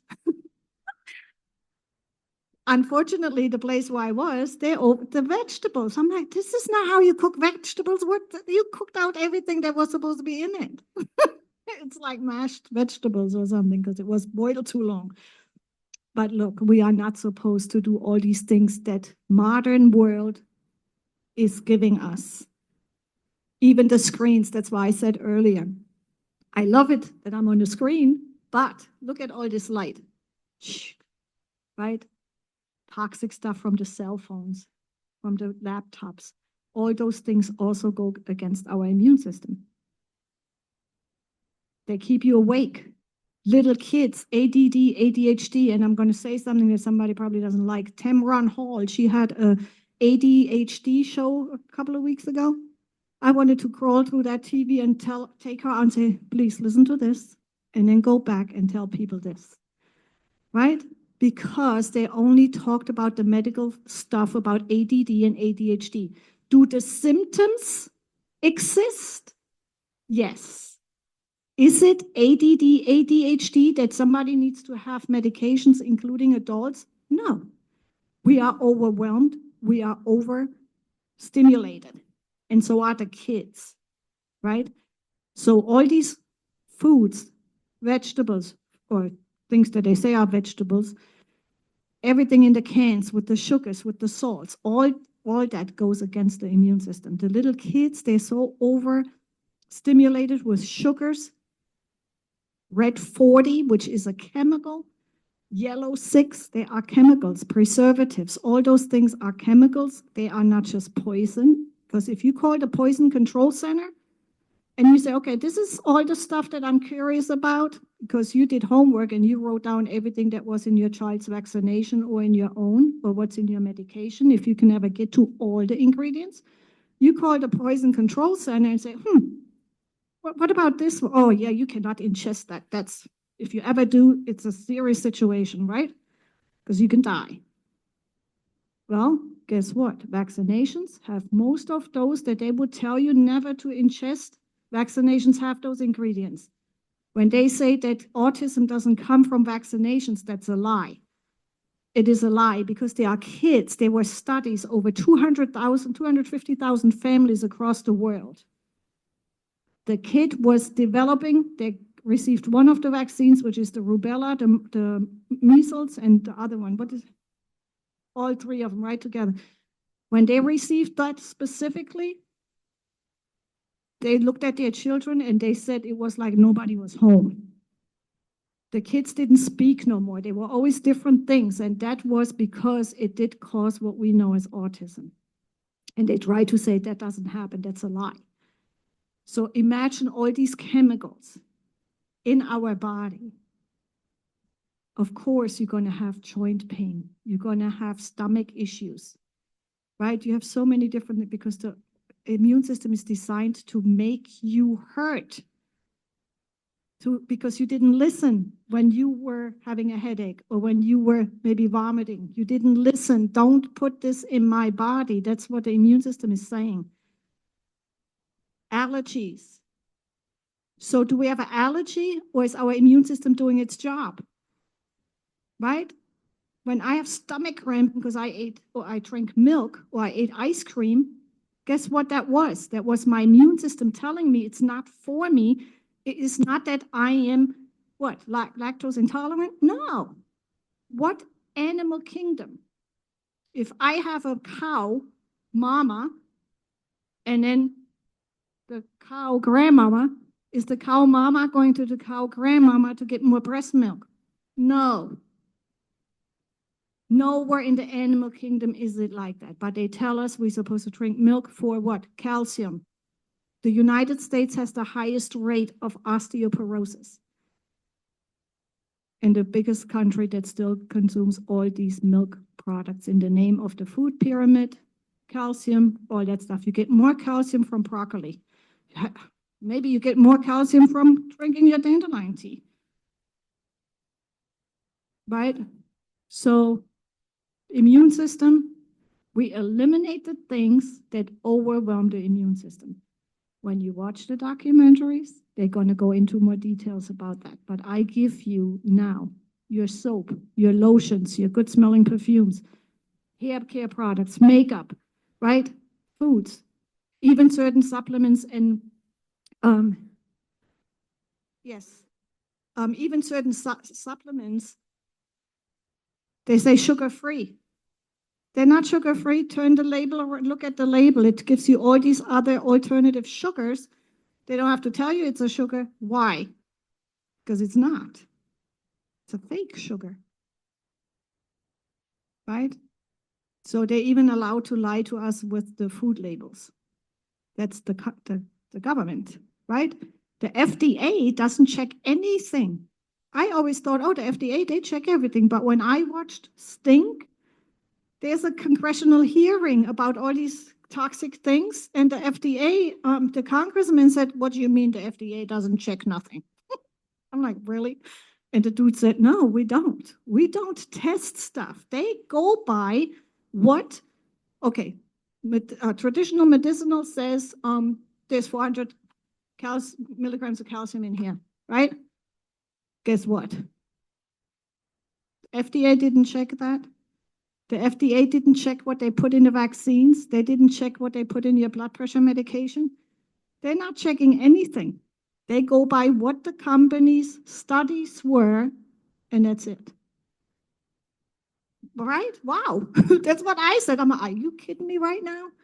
But that's exactly what you will find out when you do more research and when you watch these specific documentaries I put on here. I watched more, but I'm trying to weed out where it is, controversial or where it's just not the belief, where I'm like, okay, wait a minute, now you're putting this stuff in there and it doesn't have nothing to do with it, because there are also people out there that make certain documentaries and even certain articles to actually make you like, well, wait a minute, is this true? Is this true? Now I'm confused. They want to confuse you. Years ago, when coconut oil came out, where people take coconut oil and then somebody said it is unhealthy. So my husband at the time, he was a guy said, I want to know who wrote that article. He did. It was not the Heart Association who wrote the article, but they had their name over everything. Canola oil, when they have the Heart Association sign on it, they ought to be arrested. They ought to be arrested because that is not healthy, right? But when they then dug down deeper, it was just somebody who was paid to write an article that was not even true, because they wanted to promote that the canola oil is the one and the coconut oil is not, because too many people heard about coconut oil and did what? The shelves in the supermarkets, people requested coconut oil and their canola oil sales went down. Isn't that something? So, but just to say all this, the food, medications you're being put on, think about when something hurts, what is hurting me and why? Do I need to go to the doctor or do I not need to go to the doctor, right? Because a lot of people, they run to the doctor for everything. But the doctor doesn't tell you it's a side effect of your medication. Is it really a side effect of the medication, or is it your immune system being poisoned and broken down? They're not telling you that. And trust me, they know, because 80% of their patients, or rephrase, customers, have the same medications that you have and that you came for every time something happened. They already know that. They know the cycle of those medications. That's a really good way to keep customers keep coming back, right? So somebody said sciatica in legs. First of all, this is what I say, is the person too heavy because of the sciatica nerve pain, right? It's like right here. Yeah, but the actual nerve sits here somewhere and then it radiates. Okay, yes. And see, she's not heavy. So I would ask what's going on, because I look at the individual person.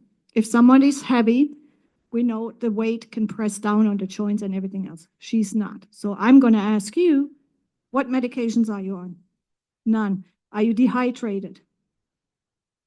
Do you see, I hear that all the time. I drink water all the time. Are you drinking the amount that you're supposed to have based on the calculations and offsetting dehydration? No. Okay, so did you do the QR code?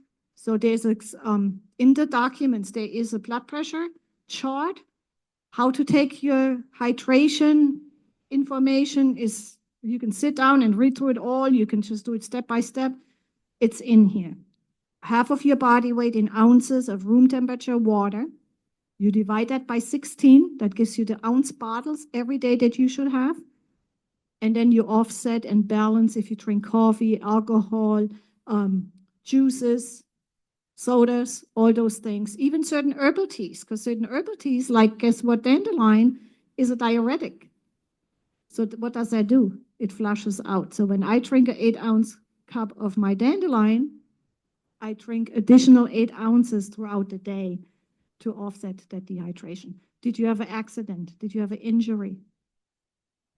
Did you do any strenuous activities where you one day said, oh, wow, and then it went away, but that is still an injury to the body. So you can actually have scar tissue, right? Then a lot of women who went through IVF treatments, they have to get shots into that area almost.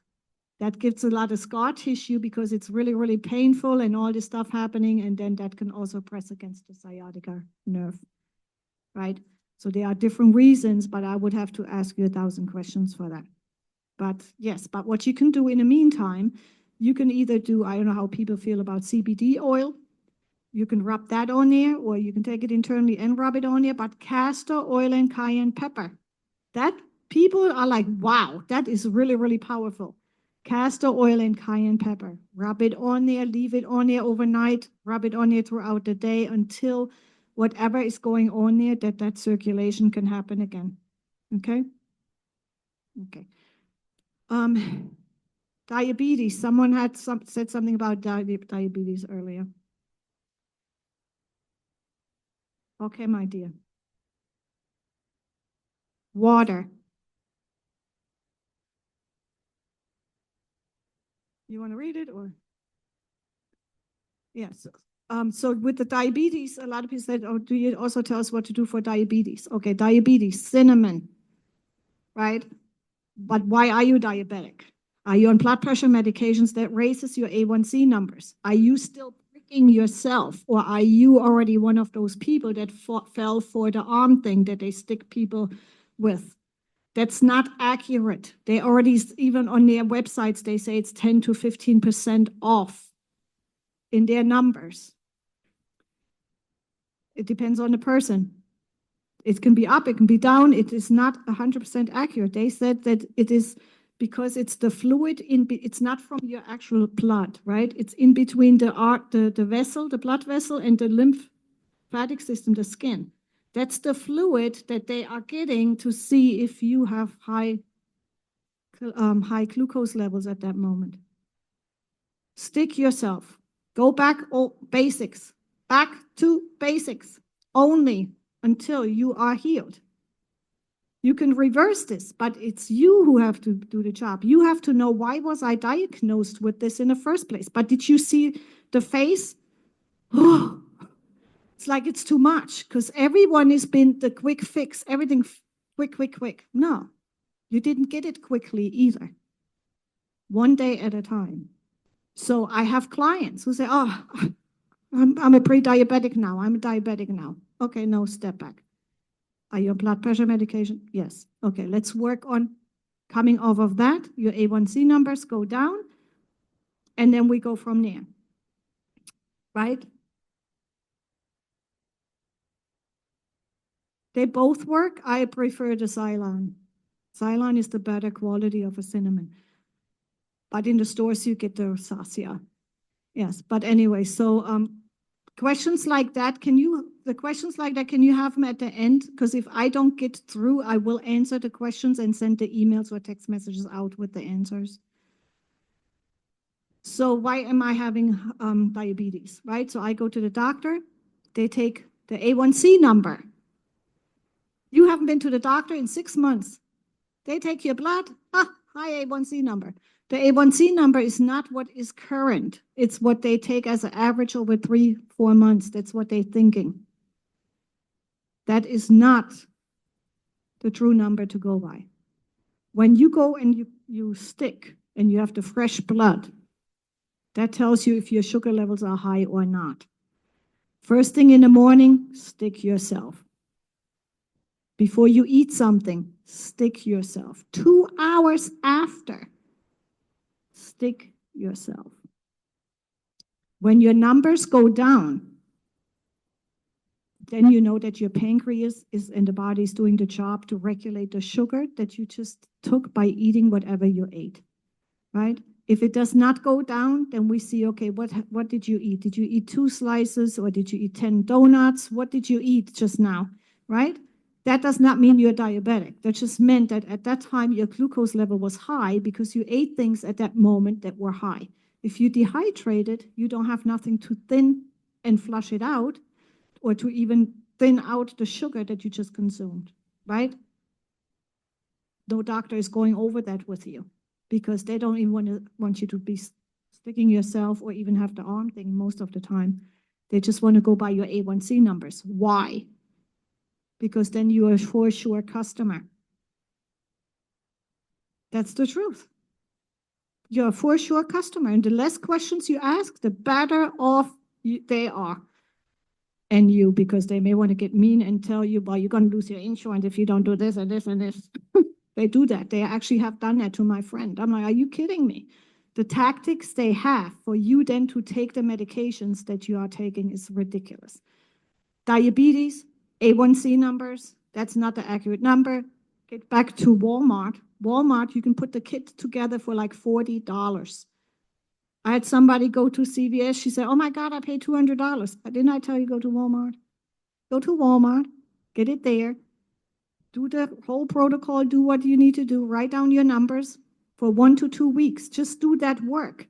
1 to 2 weeks is nothing compared to you being broken down, having cancer, autoimmune diseases, and other things because you took the meds that you didn't even need to take. A kit. So you get the glucose level, the monitor, then the strips, you get the alcohol swabs, you get the little needles that go into the reader. Yes, get the entire kit. It's not, or put it together yourself.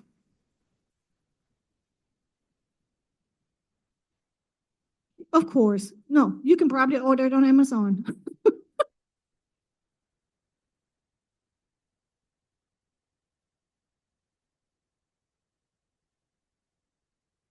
Yeah, Walmart, yeah, I'm just mentioning it is because you don't have to spend that much money. You can probably go to rely on, yeah, it's just because people are paying so much money going to the to CVS or Walgreens, and like, wait a minute, get it at Walmart, you can put it together a whole lot cheaper.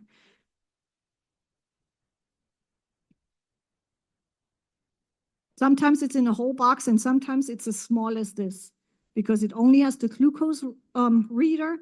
It has the thing to put the needle in to stick yourself, and it has the strips. Yeah.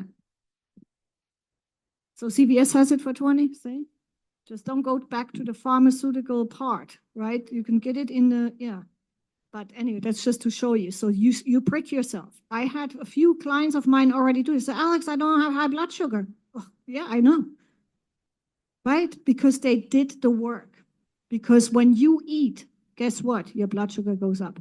Your little monitor that beeps and stuff, because of course it's going to beep because you just ate, right? Or you had stress, you didn't have enough water, you didn't sleep well. All those impact your pancreas and the endocrine system. Did you put a lot of lotion on just now, right? That has all these chemicals in it that are also going against your endocrine system, which is the endocrine disruptors, the chemicals. So now you have all the sweet perfumes. Why do you think, why do they smell sweet? Right? But you put it on your skin, going in your bloodstream. Guess what? Your pancreas, your endocrine system is getting confused, and your blood sugar levels go up like that too. No doctor ever told you that. But would it go up that high, right? If it's just that that's the only thing you do. I doubt that then your blood sugar level would be impacted. But you eating your donuts, you're eating your French fries, you're eating your pasta, you're eating all these other things that, and meats, right? Processed meats that also then increase your blood sugar levels.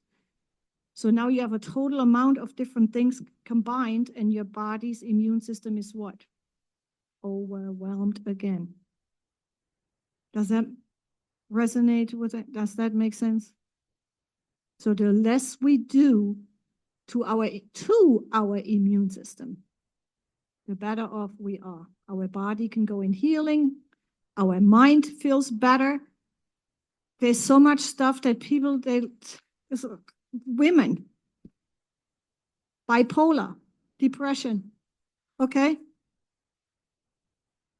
Is it bipolar depression, or is somebody just not getting their way?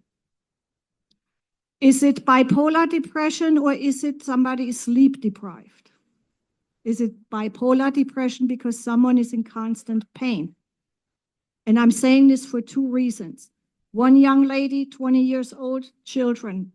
First time she was pregnant, 19. Her dad said, you either go to college while you're in my house with this baby, or you're moving out. Well, she didn't want to do that. She moved out. The guy, second baby, same father, in the house. He doesn't do anything. She's working. She never even recuperated from having a baby the first time. So when women have a baby, the body needs to heal, but there's no time for the woman to even have that time to heal, right?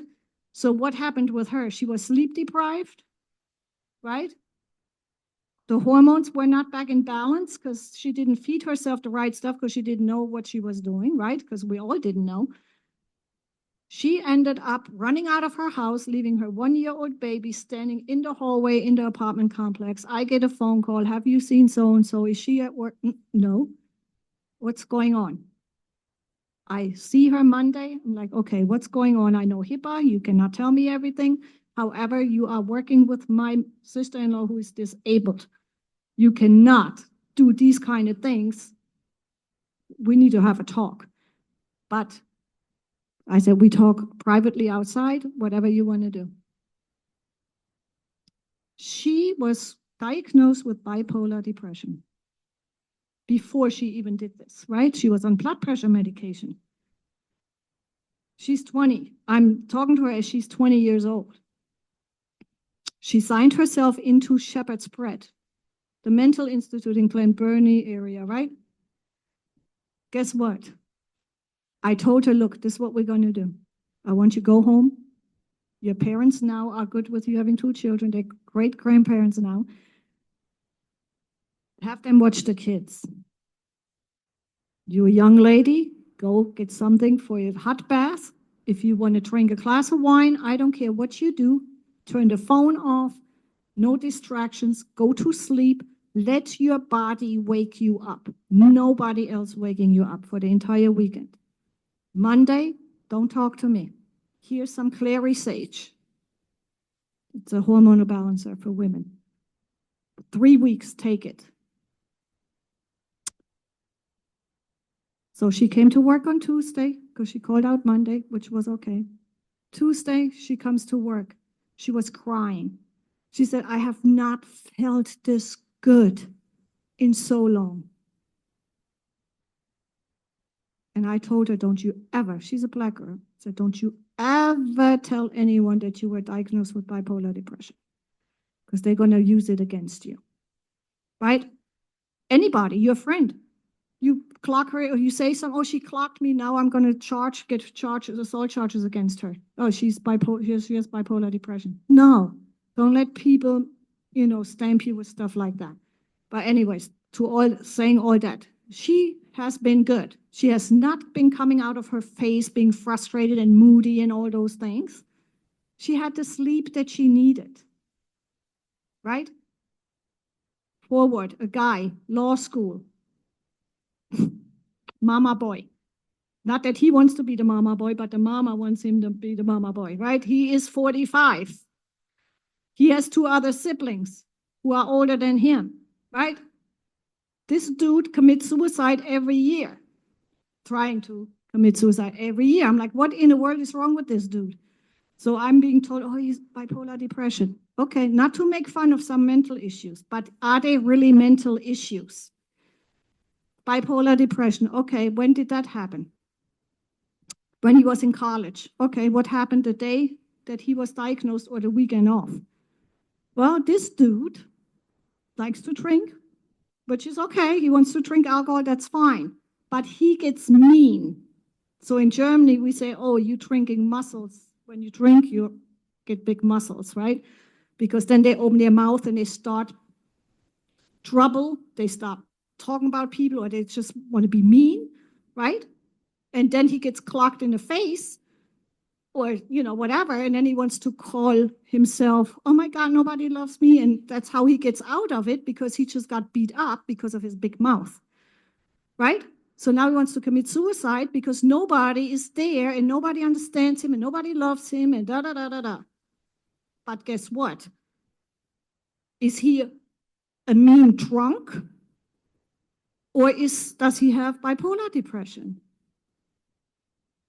Right? So this one is a mean drunk. Because every time that he has an episode before he wants to commit suicide, because if he wanted to, he would be dead already. Right? And that's just what it is. He is doing this because then he knows he gets all the attention from mama, from my aunts, from my friends and everybody. But a lot of friends dropped him. And I said to the mom, I said, you know what? You can tell me as bipolar depression all you want to. He's a mean drunk. Have him drink less or reevaluate what he does when he's drinking. Don't have him be around people. Then he's going to have a good, drinking session because he can't run his mouth and be mean, because that's what he was. He was being mean to people. Then we have people who have mental issues because they had rape. They have been beaten. The countries they are from, the horrible things that are going on there. Of course, mentally, there will be some blockage, right? But not when someone is just being sleep deprived or when someone is doing stuff because they know they get away with it when they say bipolar depression. Right? We need another break. Why is it the young ones wanting a break? Get up and move.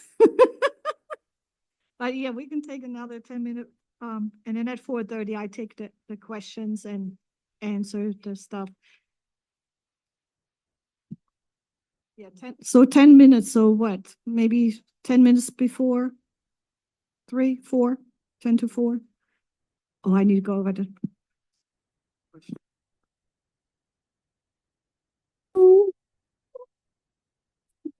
Hi. We're going to continue until 4:30. Huh? Okay, I have a lot of questions about cancer cells and stuff like that. And is everybody back? These two are troublemakers, I can see it.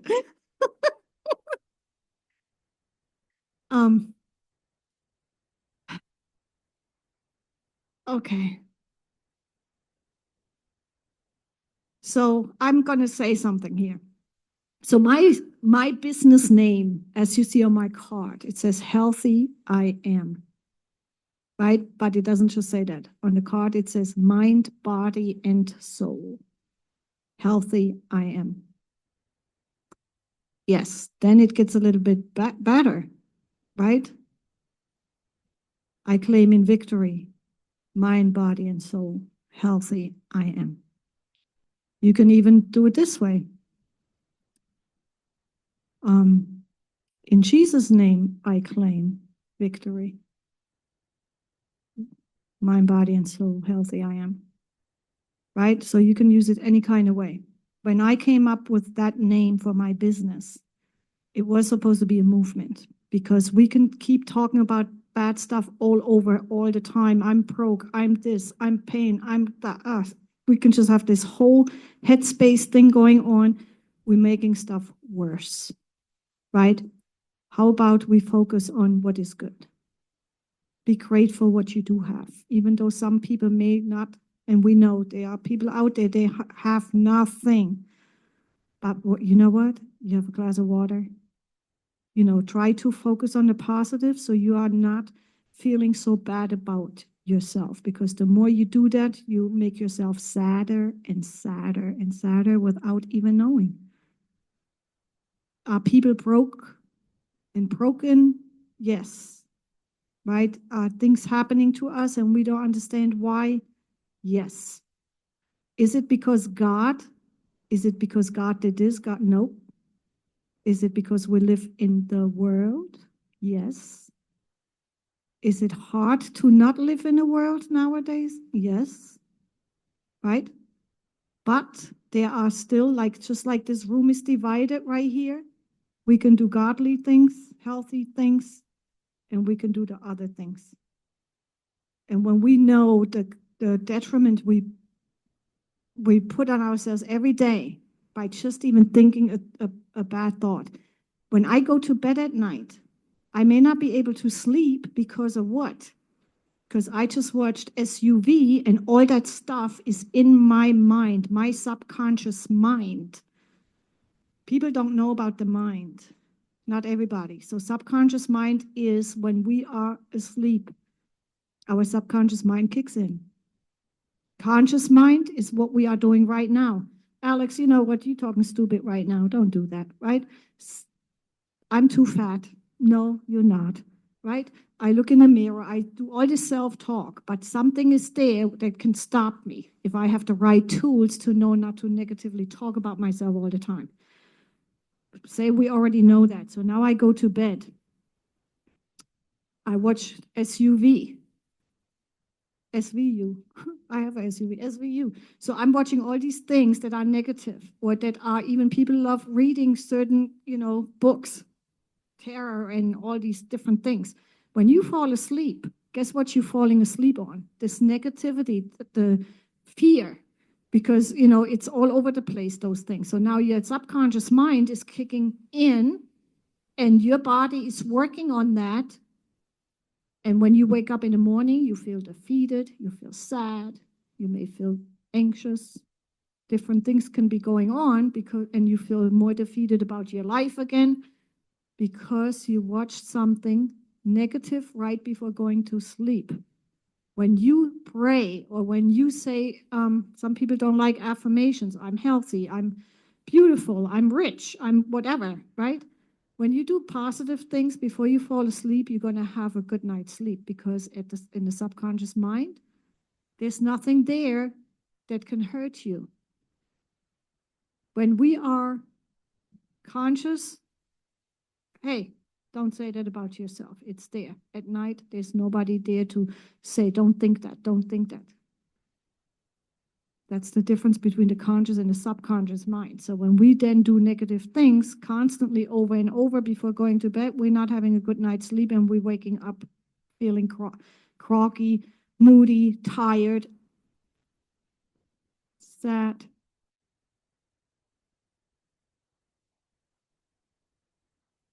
No, not before you go to bed. Or stay up a couple of more hours and then watch something else. Or you watch it and then you say something positive before going to bed. I love my dog. I love my kids. I love whatever, right? I have some notes right here. Allergies, right? So the allergies is an immune system thing. So when your nose is running, when your eyes are burning, is it an allergy or is your immune system doing its job? It's doing its job, right? Because the body creates inflammation. It can also create mucus. With the mucus, the stuff is being flushed out of your body, right? So what are you around that keeps triggering your body to do its job? Yeah, no, but that's what I'm saying. So what is in the air, right? Is it in your house? Is it in the house? It can be perfume, it can be plug-ins, it can be your cleaning supplies, it can be other things. Outside, we have people that spray pesticides and herbicides then for roaches and mice and all kinds of toxic stuff. You have cars, the fumes from everything that's going on, right? That can trigger. But see, that's because your immune system is weak. So when you strengthen your immune system with elderberry syrup and stuff like that, guess what? And eliminating the other things that are weakening your immune system can take care of it and you would not even know. Right. So it wouldn't even happen because your immune system is taking care of it internally. It's going inward and you don't even know. Lactose intolerant, like I said earlier, people have cramping and gassy and all that stuff. It's not that that is an allergic reaction. It's you're not supposed to have it. Your body is letting you know this is not supposed to be in here, right? What is another? Okay, so then this is something that I'm still trying to wrap my head around is the allergies for the peanuts and so forth, right? Because some people go into shock. And I'm like, what is going on at that moment that their body does that? I have no answer for that yet. So I don't know. And I have no time to do research on this right now either. I do research on some other stuff right now. But that is, the allergies is only because your immune system is weak. If you strengthen your immune system, some of that stuff goes away, unless it's toxic stuff where your nose keeps running.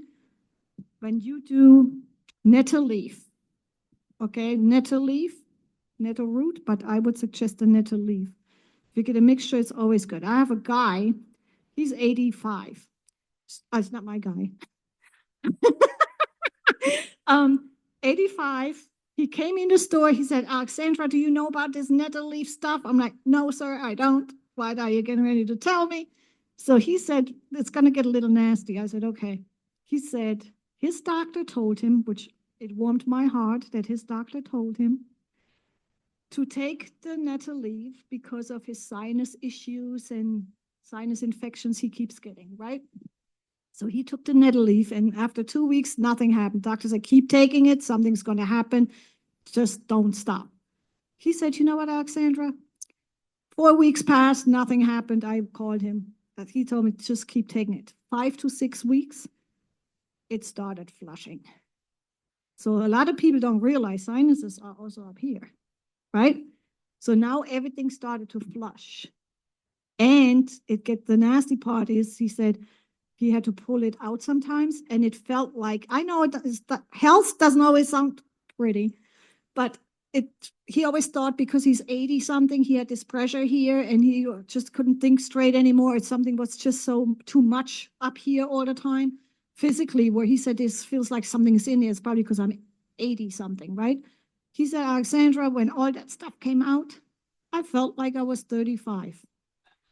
Because everything was clear. There was no mucus because it's all dried up mucus from throughout the years, right? So he was able to clear that out. Everything was cleared out. He felt like he was 35. Nettle leaf tea. But he took the capsules. So he took the powder. So it's probably the nettle leaf powder capsules. So just to show you how much we need to clear out, because what you are experiencing is because you are so clogged up and have all this stuff in there. Again, what is it? Biofilm. Because every bacteria, virus, and parasite, not parasites, but viruses and bacteria, they create a colony in our body. That colony creates a biofilm. So our immune system cannot attack it. That's why there are so many different types of antibiotics, because they try to figure out which one would break down that biofilm, and then enough so they can keep you taking the medication. But anyway, so when you now clear all that out, you don't have no infections, you have nothing, because there's nothing that can get caught back up in there. And that's the other thing with the allergies and stuff like that. You still damaging your body by the things you keep doing to your body. When we do stuff, the body gets scar tissue. Biofilm, candida is the yeast and all that stuff in the body. And then our excess overgrowth of tissue. So try the nettle leaf. Or oregano works too, right? But I know for sure what the 80-some-year-old man told me. And he swears by it. He's like, I can't believe this. So use that. Strengthen your immune system. Elderberry syrup. A lot of people buy elderberry capsules, elderberry syrup. Look on the back. It's a marketing thing. They are selling their product. There are sugars in there. There are preservatives in there. There's so much stuff in there. You are wasting your money. Gummies. Stay away from gummies. They are not healthy. They're full of sugars and artificial flavors and stuff. Make your own elderberry syrup. It's easy. Look it up online. Buy the elderberries and the stuff. Make it yourself. And you have a bunch of bottles in your fridge. Okay? Cancer. I wanted to address cancer real quick. I already said nobody wants to hear you have cancer, right? The things that we eat create certain things in our body, weakens our immune system, and I know because of the study I did and that the NIH, the WHO, all these different entities all over the world, they know this. A cancer cell is identical, moves the same, grows the same, mutates the same as a microparasite. I'm not talking about a regular microparasites. There's an organization in Switzerland. They took all the cancer research throughout time, from doctors and scientists, herbalists, anybody who ever was interested in what the heck is this cancer thing. And they put all the documents together. Some of them didn't really look into what is it really. They just wanted to cure it. So that's where some people came in with alkaline and alkaline-based diets. No sugar, because sugar feeds it, and all those things. I'm going to briefly say what I say to my clients and the ones that are battling cancer and that are curing it. It's being cured all over the world. It's just a certain substance that people are using that even churches and other people do not want to hear about, which is now legal in Maryland, cannabis. We are not smoking it to get high. It is a certain oil that it's made into. It's really thick. It is a whole thing about the endocannabinoid system. I'm going to have a class about the endocannabinoid system and why this stuff works, even for cancer all over the world. On here, it says join cancer groups on Facebook. I encourage anyone to do that because you will see the success stories. But is that the only thing that cures? No. So let's get back to the cells. When you have a tumor, when they do a biopsy on that tumor, if they poke in it and it's your human bodily cell, it's a benign tumor. Okay? When they poke in it and it's a free radical cell, they say it's cancer because they're poking into something that's not of your body, that's not of a human body. That's why it's a free radical. Free radicals are what?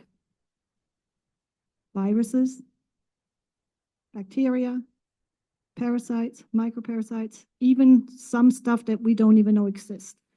I always say when we see the nature shows with the ocean and they go all the way down deep and these beautiful things, they're not even just fish. It's like, what is this creature, right? Why is it so bright yellow like your thing over there over your chair, right? And the blues and all this, like who knew that this stuff even exists? So what do we know that exists in our body and don't even know? Organisms, right? So now we know the tumor, benign, if it's your own skin or your own tissue overgrowing. Then we have free radical cell. When you look up cancer, it says also known as free radical cells or cancer or whatever, right? Now, when you cleanse the body and you give the body what it needs to heal itself, it can do the job. Right now, we know that soursop does it. Soursop. So let me step back real quick. I have another guy. I have so many guys. No, just joking. So this guy, he was in Vietnam. He's 72. Prostate cancer last April. Stage 4 metastatic prostate cancer. He was diagnosed with prostate cancer 6 years prior to it, and he did plant-based, and he changed everything, and it went away. That was just the PSA numbers back then. Remember when I said PSA numbers? So now he has cancer spread to the spine, under his rib cage, lymph nodes, 3. So he comes, Alex, guess what's going on? I'm like, what? He said, you don't believe it. And I said, okay, spit it out. So he told me everything that's going on. I said, okay, let's do this. Back to basics, plant-based diet, watch these documentaries, go on these Facebook groups, get your medical card. Then we go from there what you want to do. Okay, no problem. He comes in, following week, he can barely walk, because the pain is so extreme because of that tumor on his spine. He also couldn't really use the bathroom because it was just a whole section that was so impacted because of that tumor on his spine.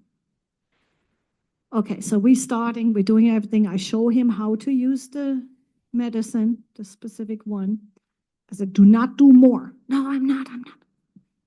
He did do more. He didn't have a good experience, because you're not supposed to do more than what what is actually what they tell. And it's really a tiny, almost like a needle prick kind of thing. It's that tiny. You cannot do more. And like I said, we're not using it to get high. We're using it as God put it on his earth for our healing. That's the only reason why that plant was made illegal. Because of all the healing properties. MS, Parkinson's, cancer, all kinds of things that you didn't even know existed. That's what that plant can heal. That and oregano, clove, because they also have cannabinoids. When you understand that our body has an endocannabinoid system in our immune system, you understand why the cannabis plant works in so many different ways, right? So when we use it for what it was made for, because what does Genesis 1:29 say? Every seed-bearing plant is here for our consumption. Did that not say except the cannabis plant? Right? Some people feel different about it, right? And it's worth talking about it and learning the endocannabinoid system and the cannabinoids. CBD, THC, THCA, CBG, CBDA, all those things. But when you follow these groups, these are people that cured their diseases, that are in the process of curing. There are people who do chemo and cannabis because the cannabis helps tolerate the chemo, the ones that are still afraid. Let's get back. We are in the chair. Nobody wants to have that fear. When you in that chair, that fear takes over when somebody tells you, we think you have cancer or you do have cancer. This guy, 7th of October, no evidence of disease, stage 4 prostate cancer. His doctor didn't even know and did not know what to say to him. After 6 weeks, the first couple of weeks was the PSA numbers were 165. 165. Within 6 weeks, his number went down to 5. 5. Right? Because remember what I said about PSA, the A antigens? We gave oregano oil. He didn't eat all the stuff that keep feeding. Right? 5. No, it comes in a syringe, but it's not that you're sticking yourself. It's in the syringe because it's a really hard oil that it's like tar, and you can only use a pen, like the pen. Can I have your pen? You can literally only take this little bit. Nobody can even see it. That is so powerful. And it comes and you put it under your tongue. Some people do enemas, some people, depending on what's going on. It has to be taken a certain way and you have to incrementally go up to a certain dose. It's 60 grams in 90 days. 90 grams in 60 days? 60 grams in 90 days. Dr. Hill, he cured his stage 4 prostate cancer. He was in the Cancer Research Center in Houston. He didn't even know about this. And when he found out about it, he did it and cured within a couple of months. So back to the guy that I'm talking about, he's still now no evidence of disease. No cancer. No cancer after a couple of weeks of taking the cannabis, and then there's some other stuff that we did. The tumor shrunk. So what the pain went away in his legs and he can walk straight again. Right? So it shrunk everything and it's gone. Stage 4, if he would have listened to that doctor, he would not be here today. Because the doctor, they built on the fear. The fear. And then that you, and stuff, if you don't know, you don't know. Right? And so the doctor was like, what the heck is going on? He said the screen was like this. And the doctor said, no, wait a minute. He kept moving the screen. He said, this is impossible. The young lady with bipolar, she had lymphoma right here. All of a sudden, she had this big egg right here. I'm like, what in the world? Do you have a toothache or something? She said, no, it just appeared. I'm like, it doesn't just appear. What the heck is this all about? Lymphoma. That everybody told her, you need to get chemo. You need to do what they tell you. No, she does not. We talked to the doctor. It was during during COVID. I was there on the phone. 2 doctors, 2 different ones. The first one, she says what it is from Epstein-Barr virus can cause it, which I already told her, let's see if she says this, ask her about cannabis, lifestyle change, and your food. It doesn't make a difference. But this lady wanted her to do immunotherapy. She didn't push chemo, right? Fast forward, she got her second opinion, Chinese doctor at Johns Hopkins. And this time, we already working on it with different things, right? So now it's not a big egg anymore. It got bigger and elongated this way. So I said, but sir, doctor, hello. He's like all with his stuff because I had too many questions. They don't like that. But okay, sir, look, I respect that you went to medical school. I want you to respect this young lady because she has children and she's being loved and she's not your 3 o'clock appointment. That seriously, because that's exactly what is happening in these doctors' offices, right? So now he's looking at her blood work and I said, did you hear what I said? We measured it and it went down. He wanted to do chemo right away. And I said, okay, sir, hold on, step back. We said it went down. We measured it, it went down, elongated, da, da, da, da. He got so frustrated, he shoved the papers. Sometimes they just go away on their own. I said, oh, okay. But just now you wanted to do chemo, right? So we didn't do chemo. She's still here, right? So it is curable. Cancer is curable. Now, are there certain cancers and tumors? So if the cancer tumor is growing, say, inside your liver, and it's growing and growing, and you didn't know, right? Because they always find stuff because of some other reason. You didn't know, it's growing and growing. Now it impacts your liver. Is that dangerous? Absolutely. Can we cure that? I don't know. Because now it's actually impacting that organ. And if we're not doing anything and you are not able to do what you need to do because you are not disciplined, not because you are just a weak person, but because all this temptation is always out there, then you cannot heal because you're still feeding. And then the fear that they put in your head by saying you have cancer, it's liver cancer, and you're only going to live 2 or 3 more years, da, da, da, da. You are like, oh my God. That is more stress against your healing. You become depressed. You now eat anything that you want because you're so tired, you're so sad, you don't know what's happening. And they bank on that. So, but if you have the strength and you have the knowledge and education and you can remember today and the documentary C Word is on here. That was a doctor. He had brain cancer. He did chemo. He did everything the doctors told him to do. Then they told him to go back home and put his affairs in order, which a lot of people are being told. So what did he do? He didn't put his affairs in order. He went home and cried. And then he went back into his medical books to see what he missed about the immune system and the body healing itself. He lived 20 more years. 20 more years. Okay, so the documentaries I have listed on here, please watch them, because if any of you contact me and you ask me something that I know is in the documentaries, did you watch the documentary? Right, but listen, it is curable, and there is also, I'm going to give you 2 more things that you guys don't know because nobody tells you. If you've already been dealing with cancer and you're going through it right now, contact me so we can get you healthy. There is a procedure called NanoKnife IRE procedure. NanoKnife IRE procedure. If you don't remember, text me whatever and I will let you know. That is based on a Dr. Hulda Clark, many blue moons ago. She already died. She's a naturopath and all that. She has she came up with a gadget that runs a certain type of electricity through your body. You don't feel it, right? That's what I used on my young lady. What it does, it goes to the current goes to the microparasite, disturbs it, kills it, and gets it out in 3 settings, right?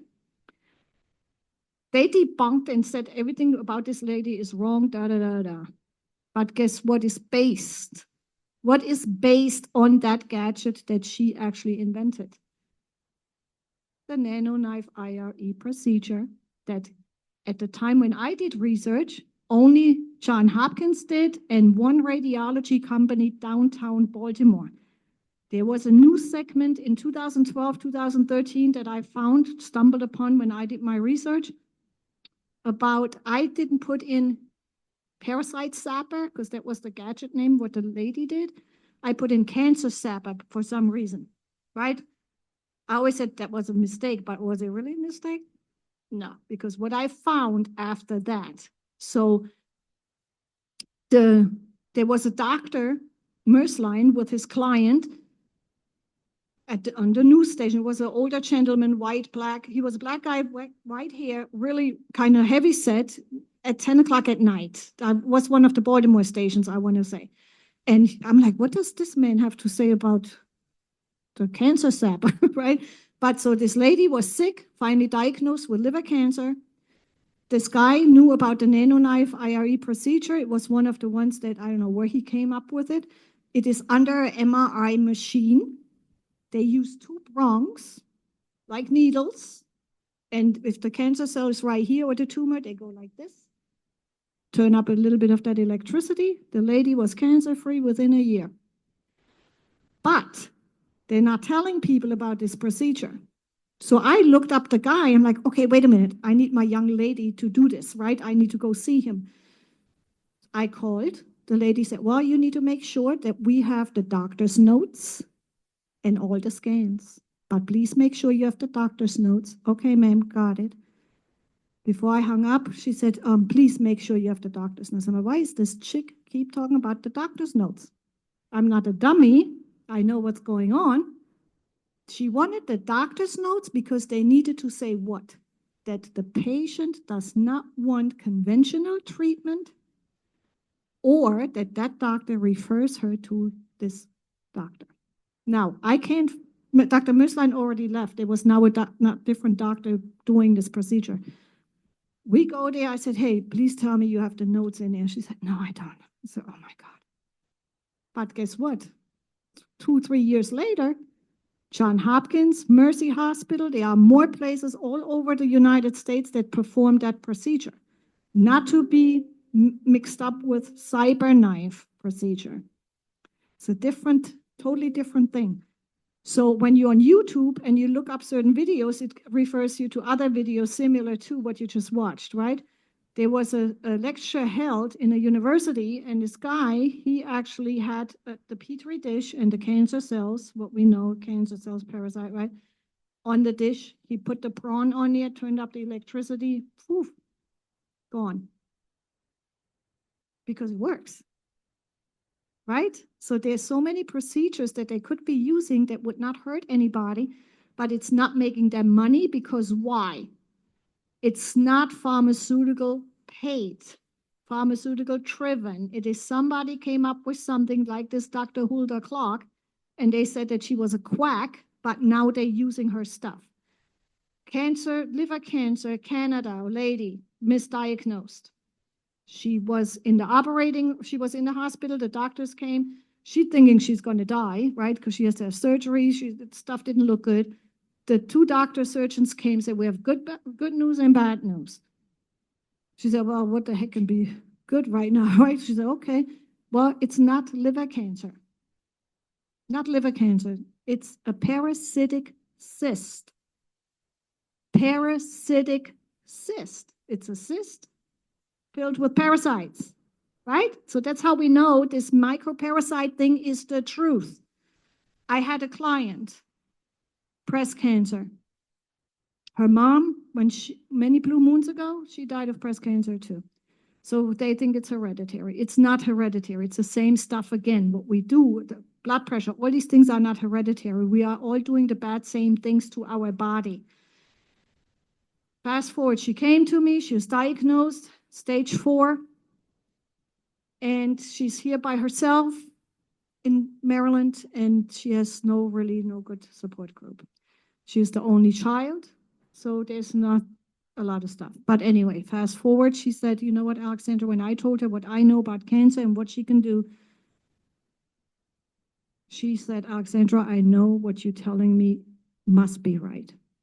Her mom was a surgical nurse in Johns Hopkins many blue moons ago. There was a night where her mom did not come home till 3 o'clock in the morning. It was way back when, like in the 60s, 65-ish, something like that. Everyone in that operating room that day at that time was not allowed to leave until they signed a non-disclosure agreement about what they saw. But of course, the mom told her daughter. They opened the person up, something jumped out and went like this, okay? There's a whole lot more that we don't even know because they're hiding it, right? So this young lady told me about it. She also passed, but because she got afraid, she did the chemo. And of course, a couple of months after the chemo, because they had to treat it aggressively. And, but I'm glad she shared that with me before that even happened, right? So when I stand here and I talk about certain things, it's because I heard them from my people that I was working with personally. Yes, sir. It jumped out. And so they knew it was not something like a liver or a heart that would still be pumping or humping and jumping. It was something else. That's why they had to sign a non-disclosure agreement. They were not allowed to leave the hospital until everyone was notified. They did this, the lawyers came, they did the whole thing with the paperwork. They didn't let these people leave. So there's a whole lot more stuff going on. When I do research, NIH has a whole lot of stuff, but you cannot find it if you look up what causes this or what that doesn't come up anymore. It explains what it is in the body and what it does in the body to become something else. But it does not tell you what disease is anymore and where it comes from. But when you specifically put something in Google, be wild with it, get creative with it, you will find it. So the NIH has a whole lot of stuff. I'm like, are you kidding me? These people know this? They know this. And they're allowing the pharmaceutical companies to kill people every day, because that's exactly the term that needs to be used. But when we know better, we can do better. The number one killer is not necessarily then that cancer, it's the fear. The fear is real. I went through that same fear. When I had this, when I had other issues in my body, I know the fear. So how do we then deal with that fear? Because there's no herb to help us with that fear. God can help us, yes, right? If we have this heavy chest and we can't breathe, if God in that moment is not working fast enough, use some lavender. Drink lavender, chamomile, that can help with that calming, right? Or lavender essential oil from a food grade company that you can ingest, right? That relieves that heaviness real quick too. Yes?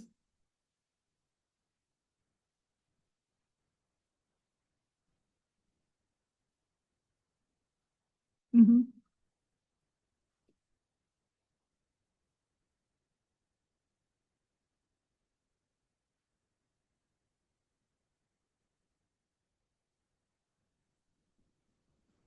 So again, so look, this is what happened to me during COVID, okay? I haven't been sick, not even with the sniffles, no head cold, no nothing, since when did my mom? 2012, right? Before then it was 6 years. 2012, my sister died. I was stressed, all the stuff flying back and forth. It was horrible, right? My little niece, she was so sick, she gave it to me. Would I have gotten it if my immune system wasn't so compromised at that time because of sadness, flying, and all that? Probably not. So then I hadn't been sick. I can be around sick people. I'm not getting it, right? My immune system is strong because I eliminated a lot of things. Now, when you then have a virus, bacteria, whatever is going on, when your immune system is strong enough, can pick it up, make the antibodies for it, you're good to go. You don't need all this other stuff. They're putting fear in people's hearts. You need to get this vaccination because you're old, you have this and that, you're going to die. It's not true. COVID happened. I had my sister-in-law who was disabled since birth, parents passed, she's living with us, all this good stuff going on with caregivers through the state, all this stuff. One of the caregivers brought COVID home. No, back. My husband and I had to go to Pennsylvania. His uncle, lung cancer. We're going there to just help out with everything. They're getting the hospice beds because he didn't want chemo. I get there, I'm like, why is he so sick? He was just diagnosed. What's happening here? I was there for 9 hours, helping with even the wife. She kept falling. We had to keep picking her up. Huge lady, had back problems, and something happened that day. She kept collapsing because of the spasms, and she was in so much pain. Me and her son kept picking her up and doing I was skin on skin with her. That was Thursday. Saturday, I started to get a rash on my arm right here. I'm like, what in the world is this? Reddish, pinkish. I'm like, It got worse, and I started to feel a little weird. And I'm like, okay, I overdo it. I can be fatigued. That's nothing new to me. Sunday, it got bigger. I'm like, okay, something's not right here. So I'm looking up what it could be. It could be a viral rash, anything. I'm like, what did Aunt Lois have on her? She had the cooties or something. Give me something. She's the only one I was in skin contact that was different. So I'm like, okay, what in the world? So Monday evening, we get the call Uncle Bill has COVID. So, okay. So guess what? I went to get tested Tuesday. My body was fighting it. That was the viral rash. Whatever I had, because Aunt Lois and Uncle, they both had COVID. My body was fighting it. I didn't really know, right? But the fear didn't kick in either because I was not sick. I got tested, no COVID. They took a picture of it because they didn't see that yet. That was on Fort Meade at the time. Now fast forward. I'm all by myself in the Dandelion Herb Shop. We just opened the shop back up because everything was locked down, right? I'm all by myself. I'm working days. The daughter is not coming in to help. It was just crazy. 9 o'clock to 6 o'clock, no break. Phone ringing, people coming in. I'm not eating. I have to run home because somebody called out for the shift for my sister-in-law. Guess who has to do the work? Me. So all that is all going on. I'm rushing home. Now, we didn't know she already had COVID because of the caregiver who didn't know she had COVID. She didn't have it because guess what? It was the girl with the cancer. She was in all kinds of stuff. She never had any symptoms. Her husband had then the symptoms, and she was the carrier. She was positive, but she didn't know. So my sister-in-law, I'm feeding her, and the way that she is, you have to feed her, but when she can't really breathe, she spits. She breathes onto the spoon, and it came into my face. Very tiny particles. It was not that the food came all in my face.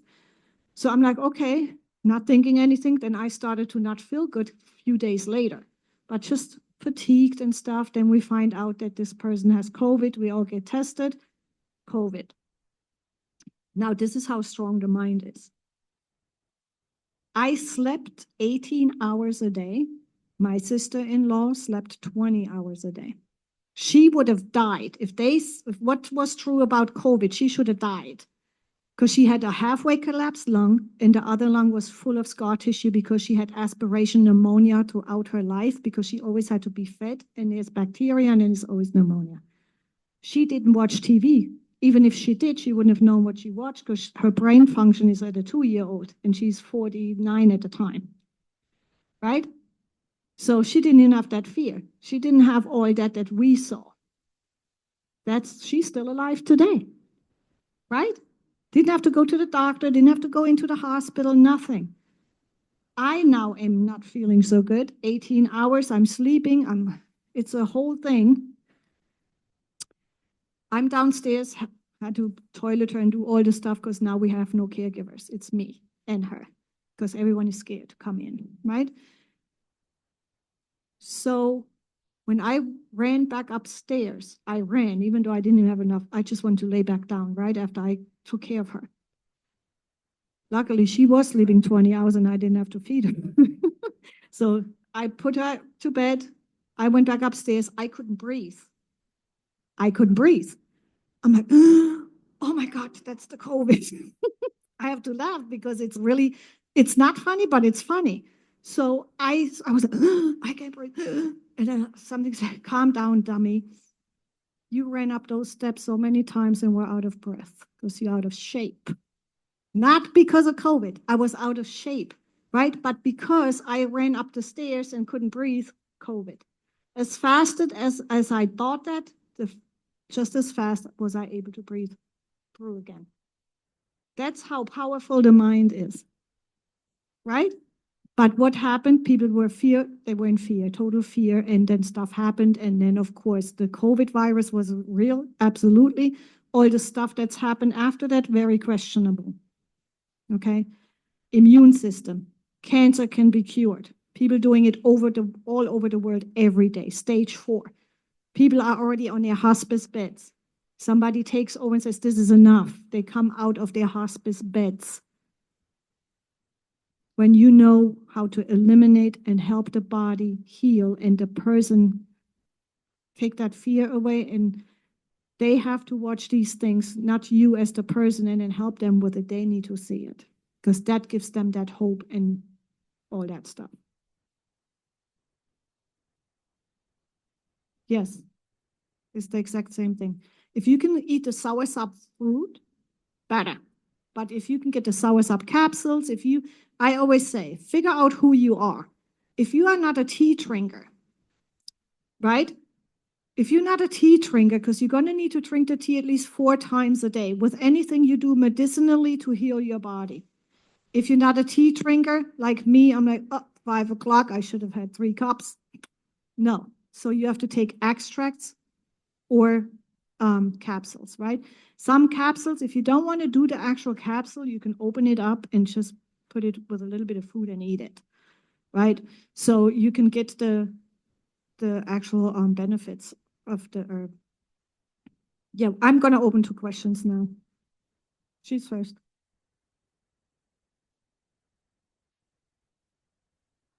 Okay, soursop can lower blood pressure, blood sugar, cholesterol. It's an anti-parasitic,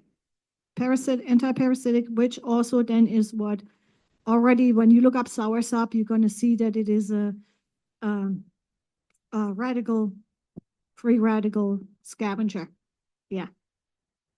Wait, hold on, she was first. Oh, cholesterol, yeah. Yeah, so with high cholesterol, is there a way to test for that? And what's, I guess, a preventative that you can use? Okay, so you can always do apple cider vinegar. You can do red rice yeast. But you have to understand the body makes the cholesterol not because of anything but what you are giving it. What you are eating, what you're consuming is hurting and damaging the arteries. So you have a hole or a scratch or a nick in your artery, the body creates cholesterol to close it up. So it's actually saving our life. It's giving your brain the fat that it needs. Going back to also what you meant with the nuts. Yes, you need to eat a lot of nuts and seeds to get good brain, to get the good fats into your brain and in your entire body. Going back to the cholesterol part, when you then do the cholesterol, you keep doing the things. You can take all the red rice yeast, apple cider vinegar, step back on the apple cider vinegar. All these other things you keep taking, it's not going to change that you still damaging your arteries by what you are eating. So that's why when people say cholesterol medications, it saves you from a heart attack or a stroke. Let's go back to heart attack. No, it's just prolonging it until you do finally have that, because the body is still going to create that stuff because what you keep doing. Red rice yeast, apple cider vinegar, 1 tablespoon to 8 ounces of water. Apple cider vinegar with the mother 3 times a day also breaks down scar tissue and debris in between your joints, calcium and other things. 1 tablespoon to 10 ounces, 8 or 10 ounces of water. No, it does not taste great, but just get over it and drink it and do the nasty things. That's so nasty, but just do it. Because what it does, it breaks down the fats and the sugars differently in the body, so it can't damage the body any further, right? But you should always check into what am I eating that's causing it in the first place. You know what? I saw Walmart. Why am I going back to Walmart? I happened to be at Walmart and put the kit together for someone who needed help. And so that's why I also then, so I'm like, oh, cholesterol, they already have that, even like the UTI kits and stuff. So there is one for cholesterol now too, but you may find it somewhere else online. Yeah. Yeah. I'm coming around with the mic. I'm coming around with the mic. So if you raise your hand, I can recognize you. I know, Dr. Lee, go ahead. I just wanted to testify about, I had prostate cancer and the soursop cured me. Yeah, yeah. Did you also change your diet? You're vegan, so vegan and soursop, because the vegan part, I had one guy, he said, Alexandra, you told me don't eat chicken, because that's all he ate. Don't eat chicken for 30 days and your PSA numbers will come down. He said, you know what, they're down to 4. I'm like, okay, but now let's do some more, because you shouldn't be eating all this other stuff anyway, right? But that's how fast it goes, right? I'm sure the fear kicked in at one point too, right? Yeah. Right. Yeah, yeah. Yeah, absolutely. Yeah. I wanted to say something about the blood pressure real quick. I have a blood pressure chart and the instructions on what I share with people on what to do for high blood pressure to come off medications the safe way. You check your blood pressure 3 times a day. First thing in the morning, midday, always around the same time, and last thing before bed, right? When you look at the paperwork and the chart, I have it like this for a reason. You can redo the chart, you can make copies, whatever you want to do until you are fixed and healed, right? So we have on here, you have the day, the date, your higher number, the low number, and pulse, and comments. The comments are very important. You check your blood pressure. Does everybody know how, whoever is on blood pressure medications in here, and even if you're not, get a blood pressure machine. Omron is the one I usually tell people about. Omron, O-M-R-O-N. Don't get the most expensive one. Check your blood pressure so you know what your average blood pressure is. So should anything happen, you can tell the doctor, dude, that's not my blood pressure, right? Something's going on, even when you go to the ER. Because if you have high blood pressure when you're in the ER, they make you go home with medications and your doctor keeps prescribing it and you never even had high blood pressure because you were just in distress or pain. Anywho, so now you are on here, you're checking your numbers every day, 3 times a day. At the end of the day, in your comments, write, I didn't have enough water today. I went out with the girls. We were at Starbucks and I had 5 coffees and I didn't offset with my water, right? I didn't sleep good last night, was up for whatever reason, write that down. I had stress at work. What else could be some reasons? Different things. Write down whatever happened that day. I went to a birthday party and I had too much cake. Whatever it may be, right? Put that on there. Once you are regulating your blood pressure because you now know that you need to drink more water and your numbers are getting good, you now have to make sure that you are not taking that medications or otherwise you're going too low. But that is something you have to decide. I can't tell you and neither can your doctor. That's your decision, not your doctor's decision, right? Now you're regulating that blood pressure. We're looking at it and say, oh, what the heck happened on Wednesday? Why every Wednesday my blood pressure is high, right? Okay. Susie, what's happening every Wednesday? Something as simple as the neighbor's son is playing his drums and I can't sleep. Is that a reason to be on blood pressure medication? No. But you went to the doctor, it was high because you didn't sleep or you didn't drink or you had too much coffee or whatever, and then they say you need to be on medications. That's not a good reason, but you have to question it. No, dude, I'm going to check my blood pressure myself for a whole week or 2, and then I go from there. That's what we need to do. They are not in charge of our health. If you go to the car mechanic and they tell you you need to have 2 different oils in your car, and you keep going back because there's always something wrong, what do? You fire the mechanic. So make your health just as important. Question? I wanted to say something about the soursop. I grew up with the soursop. We drank the tea morning, noon, and night. And when I was growing up, there was not such a thing in my community as cancer. It was a word unheard of. Right. But now the younger generation, they grow up, that's old people stuff, you're all in your bush and all that stuff. And this stuff is taking over. So that's how SAP works. It does. Yeah, actually, the shop where I help on Tuesdays, they started selling soursop and the capsules, but I didn't like the other ingredients in the capsules. So I looked around and I found a company in Wisconsin that sells it wholesale. And it's actually the fruit extract and the leaf extract. That's in the capsule, but I also ordered leaves from them. And when we looked at the leaves we got from them in a different source, these leaves smelled good. Well, bitter, not really good, but you saw the difference in the freshness too. So we have it at the Denline Herb Shop because when people come, a lot of people come because they know what I do and that I give them the information for cancer and other stuff, right? So, but the blood pressure chart, did everybody understand the blood pressure chart? So we can use that, the hydration, slowly start hydrating your body based on the information I give you in the package. Okay, thank you so much for all that you Yes. shared. Hypothyroids. What is your recommendation on that? Okay, so hyperthyroidism, right? That is basically just, first of all, step back. If a woman is on biotin for hair, nail, and skin, that throws off your thyroid numbers. Those are not, then they tell you have hypothyroid or something else.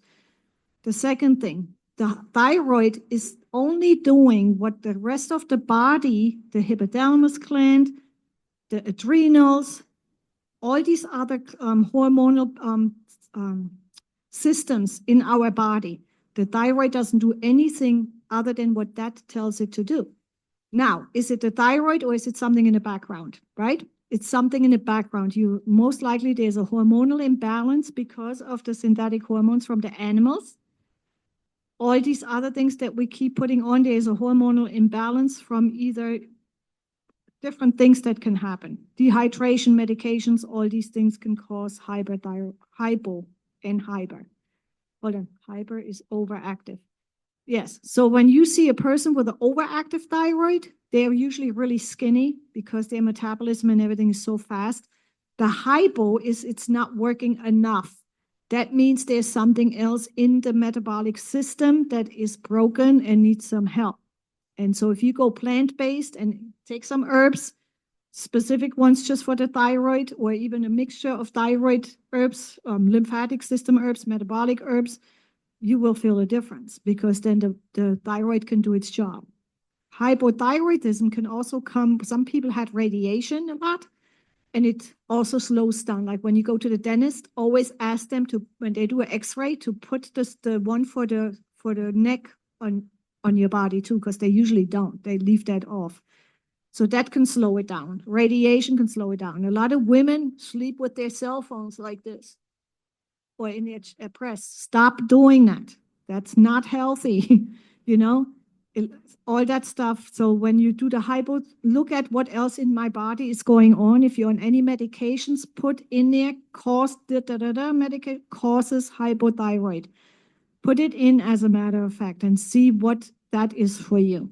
So even a lot of people are being treated as a national standard, right? But you want to look at what am I doing? What's happening to me? What am I doing that I never knew I'm actually doing? Because that's the biggest problem. And then people sometimes get upset at themselves. Don't get upset. You didn't know. You're learning. Reach out to people who may know, right? Because the research even on Google is not giving you 100% because the pharmaceutical companies purchase the first few things that come up on your Google, right? But reach out. We can figure out. I should actually call myself the investigator or something, right? Because I like to investigate each thing. Just because she has high blood pressure and she has high blood pressure doesn't make it the same reason. Thyroid issues, the same thing. We have a lot of people that don't have a thyroid, right? My friend, she told me her military stuff, They were stationed in the United States. All of a sudden, she didn't have a thyroid. That's why she said it. She said she happened to look around during that time frame. She's like, everybody has the same scar. What's going on here? They took her thyroid because they said when people have thyroid nodules, which I have too, I have no issues with them. But when I eat certain things, I feel them. And then they can go completely away because, again, it's the food. She had thyroid nodules and she was told, like many others, it can turn into cancer. So the fear of cancer, and then they take somebody's thyroid. And then you have to be put on certain medications, but that medication is nothing but sodium. I found that out too. And the thyroid can grow back. But they give people the T4 thyroid medication so it can't grow back. That's all research that I stumbled upon by accident. Was it an accident? I don't know. Right? So with you, with the hypothyroidism, let's see what it is. What are you doing that slows everything down for you? Okay. Who else? Do I need to, let me look at my notes. Maybe I, anybody else have something?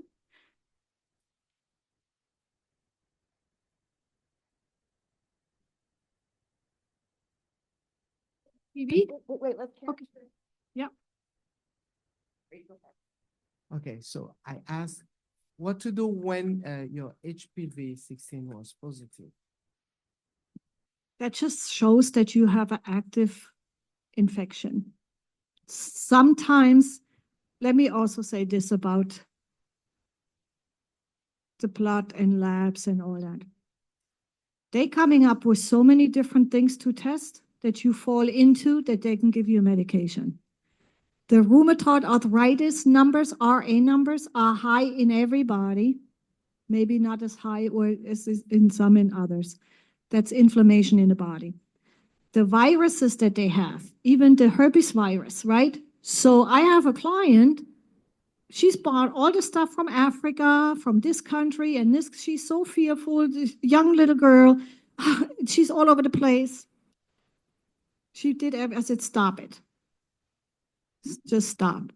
It's a virus, strengthen your immune system, eat the things that heal and not the things that contribute. And throughout the years, guess what we found? When she went into the sauna, in a sauna, because she would go to the lab, pay for it herself. That's how so much she was into this. Her numbers went down. And then they went up and they went down. I'm like, what in the world is this numbers thing? Right? Guess what? If you have, I'm just throwing a number out there, 0.9, you have herpes, right? The sexual transmitted herpes, whatever they want to call it. Now you have it. I go in a sauna for 2 minutes, it drops down to 0.7, I don't have herpes no more. Who came up with the number when I have herpes and when I don't have herpes? In between that. Right? Let's think about that. Who comes up with these numbers? All of a sudden I have it and then I don't, within 2 numbers that are different in my blood.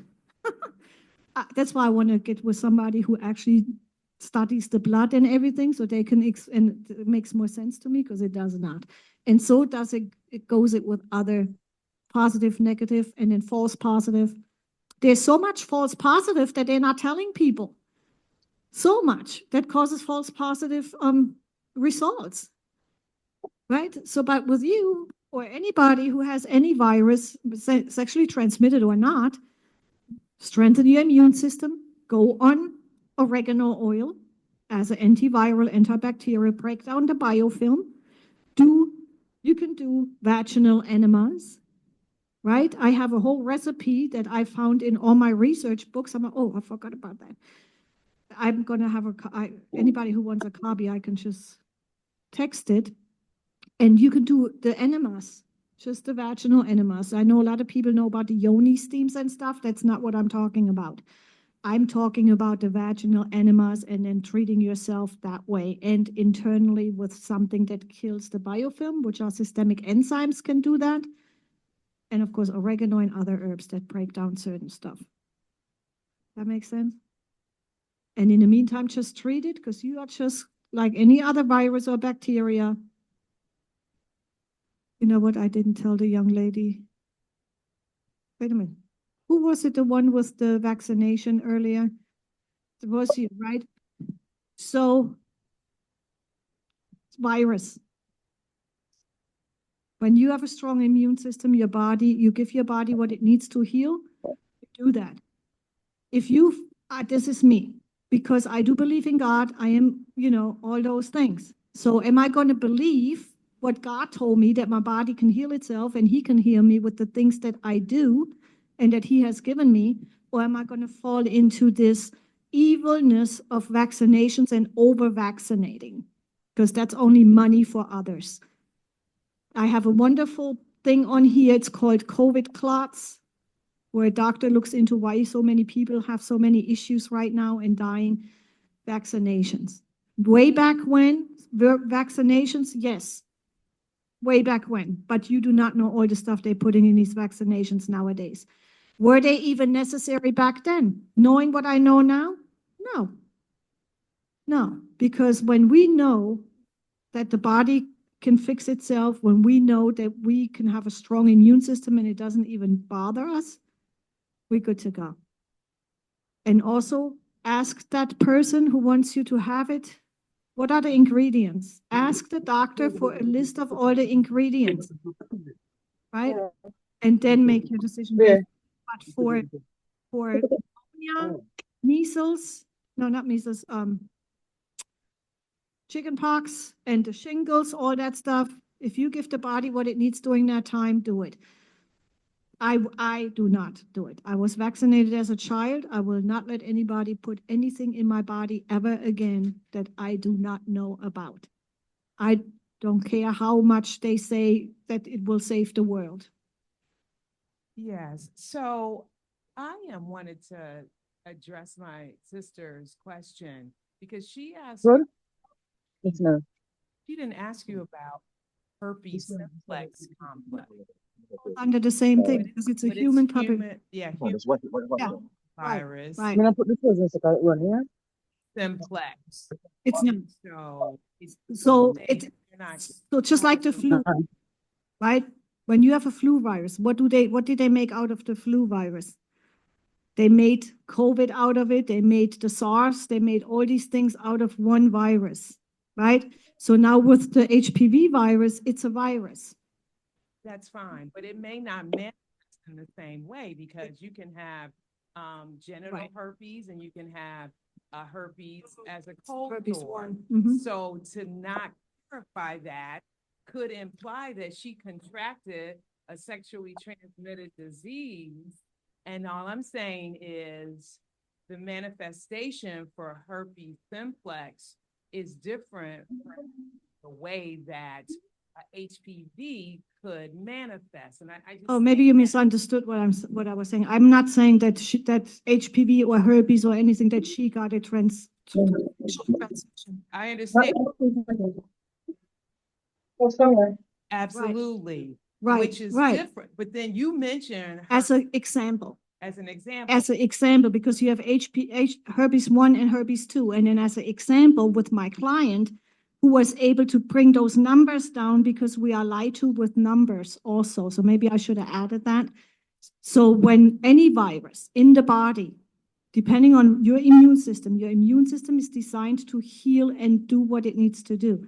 If it is so overwhelmed and so overwhelmed and overworked all day, it cannot pick up certain stuff. So when you then have herpes 1, 2, HPV, even HIV, right? They don't always have to be sexually transmitted. So my point was never about being sexually transmitted or not, because I think some of that are lies too, right? Yeah, it Yeah. was just the clarity Right. because you can get warts from HPV. Yes, You see what I'm absolutely. saying? Yeah, That can grow on your hand. right, So that's just a grand spectrum Right. of possibilities. right. And that's all, that was what I thought. And that's good that you Yeah. brought that up, because to me, a virus is a virus. In the blood, when they do the bloods, that's why I'm questioning that. What tells them this is this virus and this is this virus, right? And then what helps the body heal it? What we know on the earth is oregano can heal it, right? There are even other antibiotics, antivirals or cancer or parasitic, right? So like soursop, clove kills the eggs, so there's so many different things that when you have a virus, at one point, is it really what they say the virus is? Or are they just, again, with HPV, they wanted a lot of people to get vaccinated. So yes, right. And so always pay attention to when they're coming out with a disease and the vaccinations they have for that disease, right? So yeah, and of course, each thing can actually show different symptoms in the body and also in different people. Because some people don't, they have HPV all their lives and they never even had an issue, right? And then they say this cancer and this cancer comes from this and this. Well, is it that, or is it really how we're feeding the actual cells, which are the microparasites and other things that are there? Exactly. Right. my- And so your immune system may be so strong, you will never even have a symptom. And hers may have all the symptoms. Absolutely. Yeah. So have you used CBD oil personally or administered it to I your- try a lot of stuff, except for all these, the mushrooms and stuff I have not tried. But yes, CBD, because okay, we have time. So endocannabinoid system, right? This is what a lot of people don't know. The United States didn't recognize it until maybe 12 years ago or a little longer. In Israel, there's a doctor who's done research on this for over 40 years. So we have the immune system. The immune system has an endocannabinoid system. The endocannabinoid system has CB1 and CB2 receptors. Some of them are more the nerve, and the other ones are more the body functions, but they still don't know how many more CB receptors there are. So when you take CBD, so we talk about CBD because it's a part of the cannabis plant that they extracted. So when that hits the body, endocannabinoid system, the endocannabinoid system tells the body where to go to fix. So say, what's your name? Haisha. Haisha has extreme knee pain, right? I have extreme knee pain, but I also have extreme stress, right? Now I take it, she said, oh, you need to take it to help with my knee pain. So I take it thinking, okay, my knee pain is going to go away, but it's not. So I'm going to tell her, you know what, that didn't work for me. I never want to try that again. That's because my immune system told it to go to my stress level because that was more dangerous to my body at the time, and it needed to calm me down. So when people take CBD and even cannabis or even some other herbs, like even valerian root, right? Your body is going to tell it ashwagandha. So there are so many different ones where the body can tell it where to go to fix it, where one has this result and one has that result. And CBD, I have used it because I wanted to see how am I going to feel with whatever I have going on. But I was like, I didn't have anything going on, so I didn't really have a feeling or that I can say I felt this when I took it. But other people, yes, I have some that take 1,500 milligrams just for pain because they have the CBD isolates, especially in this area. There are a lot of people that get tested for even THC. CBD oils can have a trace of THC in it, which is legal to 0.3, right? But when people get tested, it could show up. So you want to get a CBD isolate, and then you only have that part. And a lot of people use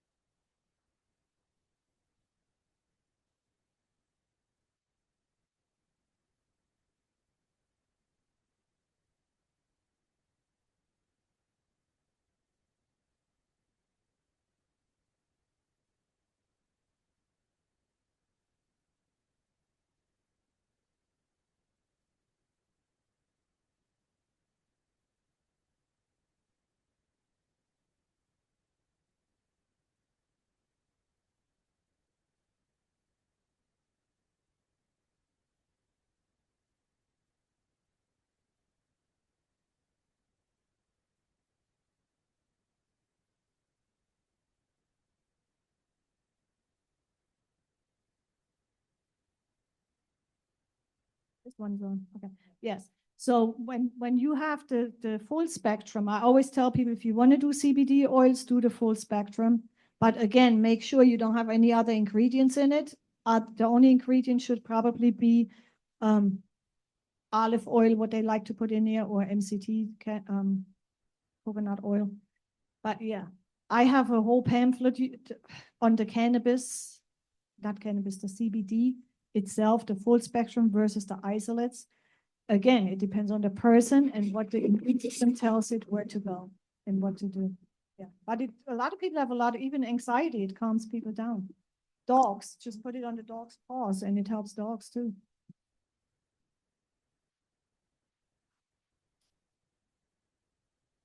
Because the full spectrum has CBD, CBG, CBDA, and all these hundreds and hundreds of constituents, right? So when you do the CBD only, that is the CBD itself is one cannabinoid isolate because they take it out of the full spectrum. That's why the CBD isolates are more expensive because of the process on getting just the CBD out of the full spectrum. No, no.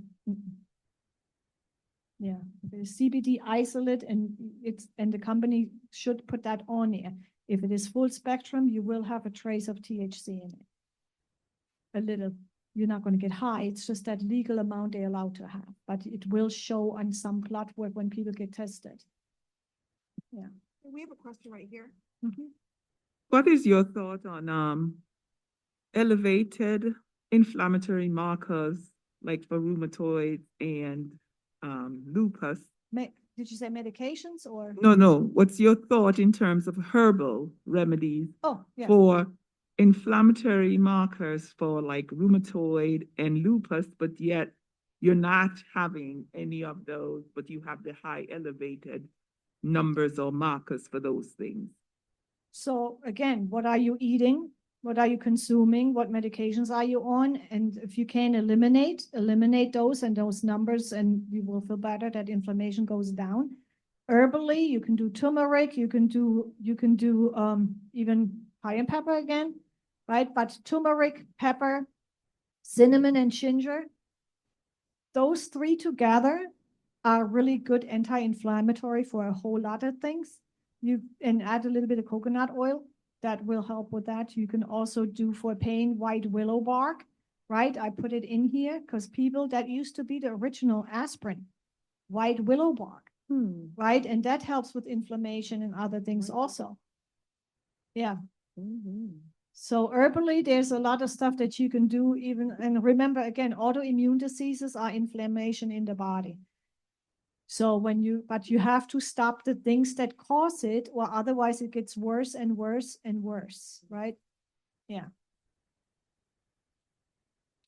I have a question about POTS, posterior orthostatic tachycardic syndrome.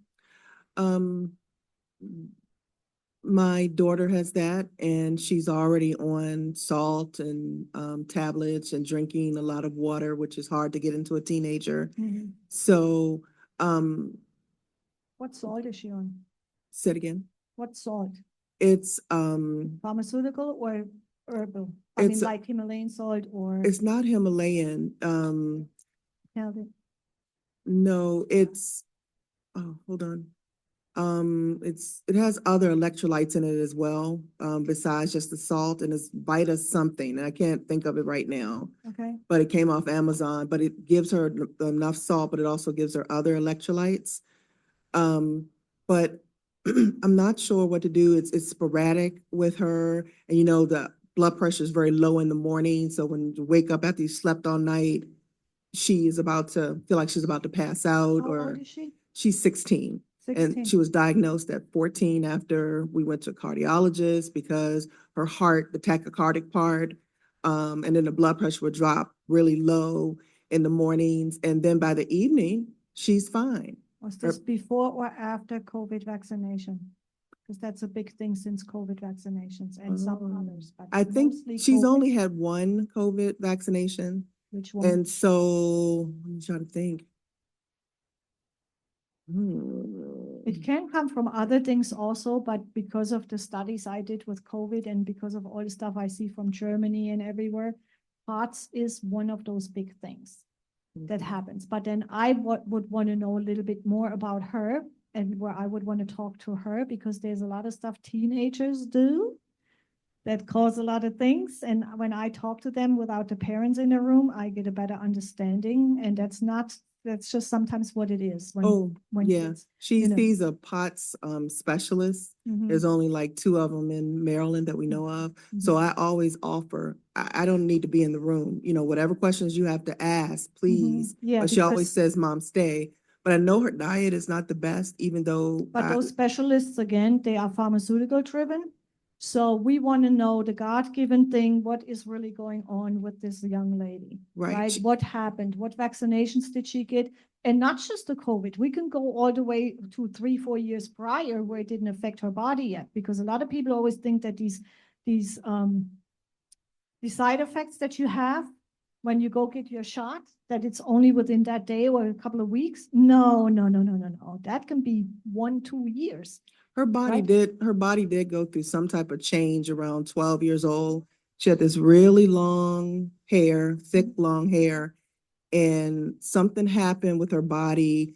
Her hair has never been that way again. She's never had any chemical in it, but she lost a lot of that hair, her skin. I'm Was sorry. she put on birth control for No, periods? no, she's never been Because on some birth girls, control. they're being put, you all know, women know, and some guys, women are being put on birth control pills just to regulate the period, right? The menstrual cycle.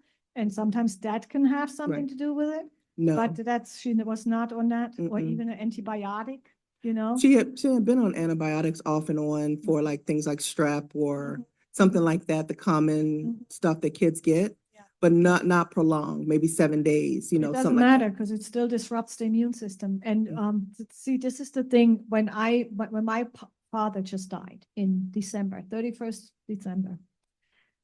He had been he was diagnosed a few years ago with aneurysm in his stomach, in his right. Abdominal. But they were holding it, and it even shrunk a little bit with what we were doing and what he was doing. But he went into the hospital, had something happen, stroke, whatever was going on. So I'm like, you know what, this stuff doesn't make any sense to me right now. So I looked up exactly what I always say, do a specific search as if it is so. So I put vaccinations cause aneurysms, blood pressure medication causes aneurysms, all these things, right? So guess what came up? The antibiotics. And so there are certain antibiotics that are not even given anymore, especially in conjunction with something else. But some antibiotics, they know cause these aneurysms, right? So I'm saying that because these antibiotics, they can disrupt also the immune system. And actually, in order to heal this virus or bacterial infection right now, that's what it is designed to do, but this is what it's breaking down and actually, hurting, right? And so that could be something that may have happened during that time, but I'm sure when we can get to the bottom of it. So I should give you a call or make an appointment so it can be. Text me. Okay. Because I want to know when did it start? What else happened? Like you just said, at 12, this is what happened. What is she doing now? How is she feeling now? So we can get her out of this state of taking all these meds that make it worse. Because she may be on some meds that are calming her down too much anyway. Right?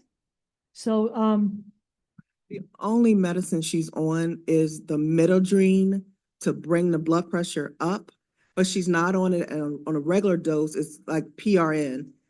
As she wakes up and she's calling me saying, Mom, I can't get up and go to the bathroom because. Is she dizzy? She doesn't feel like the room is spinning, but she feels like she's going to be unstable and she feels like her body is, like her legs Yeah, are she not going to sounds work like okay. one of those kids that had it with the COVID shot.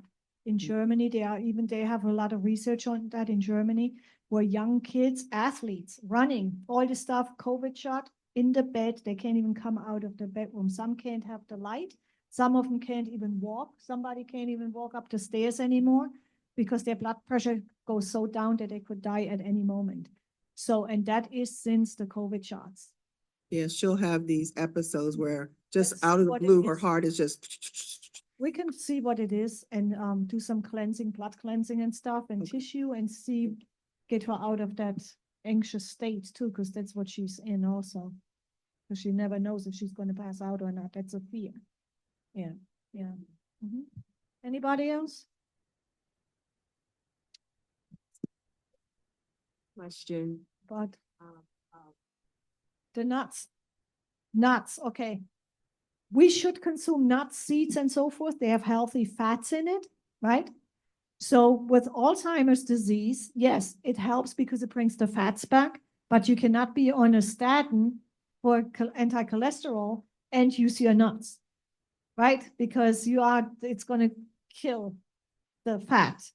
The cholesterol medication gets the fat out of the brain too. So what can we do? Fix the body so you don't need the cholesterol medications, and then you are coming down with that. Still eat your nuts for healthy fats, avocados, nuts, but when you do nuts, walnuts, and certain nuts, selenium is in them, and you cannot have too many nuts. So you can only do a handful of nuts, of walnuts. There are specific ones, macadamia nuts, you can only eat like 3, or Brazil nuts, only 3 nuts. Brazil nuts, yeah. I can't even eat 3.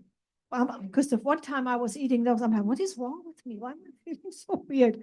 It was the nuts, yeah.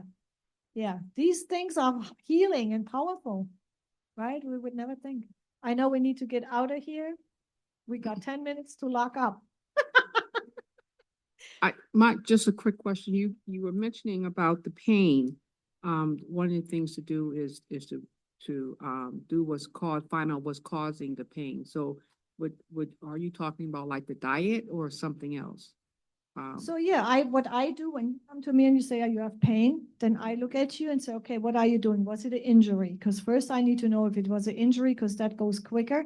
But if it was not from an injury, then we look at, okay, what are you doing? Is your water? Do you do medications, right? Do you when you're at work, do you do too much lifting a certain way?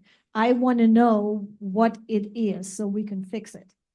So yes, it can be anything at that point, right? But then where's the pain? Because then we also know what better to do for that pain, right? So sometimes internally and sometimes topically is better, depending on what it is. Can you talk about what herbs we can use to improve kidney function and to increase your EGFR? So is there somebody already with a kidney disease? No. No? Okay. So I wouldn't do anything but just eat healthy and stay off medications, drink enough water. You can do cranberry juice, but without any added stuff. You can do dandelion leaf and root. Yeah. Then you can do gravel root, hydrangea, and marshmallow root together. That's something I usually tell people. If you want to just do like a cleanse or just give your, people with kidney stones or who have just kidney issues, just drink hydrangea mixed tea that I mix together. You're good to go. You should be good with your numbers. But again, are you drinking enough water? That's why are those numbers high? Always the why. Keep in mind, always have a why. Why? Don't just accept what they're giving you when you go to the doctor. Why? Right? Anyway, anybody else?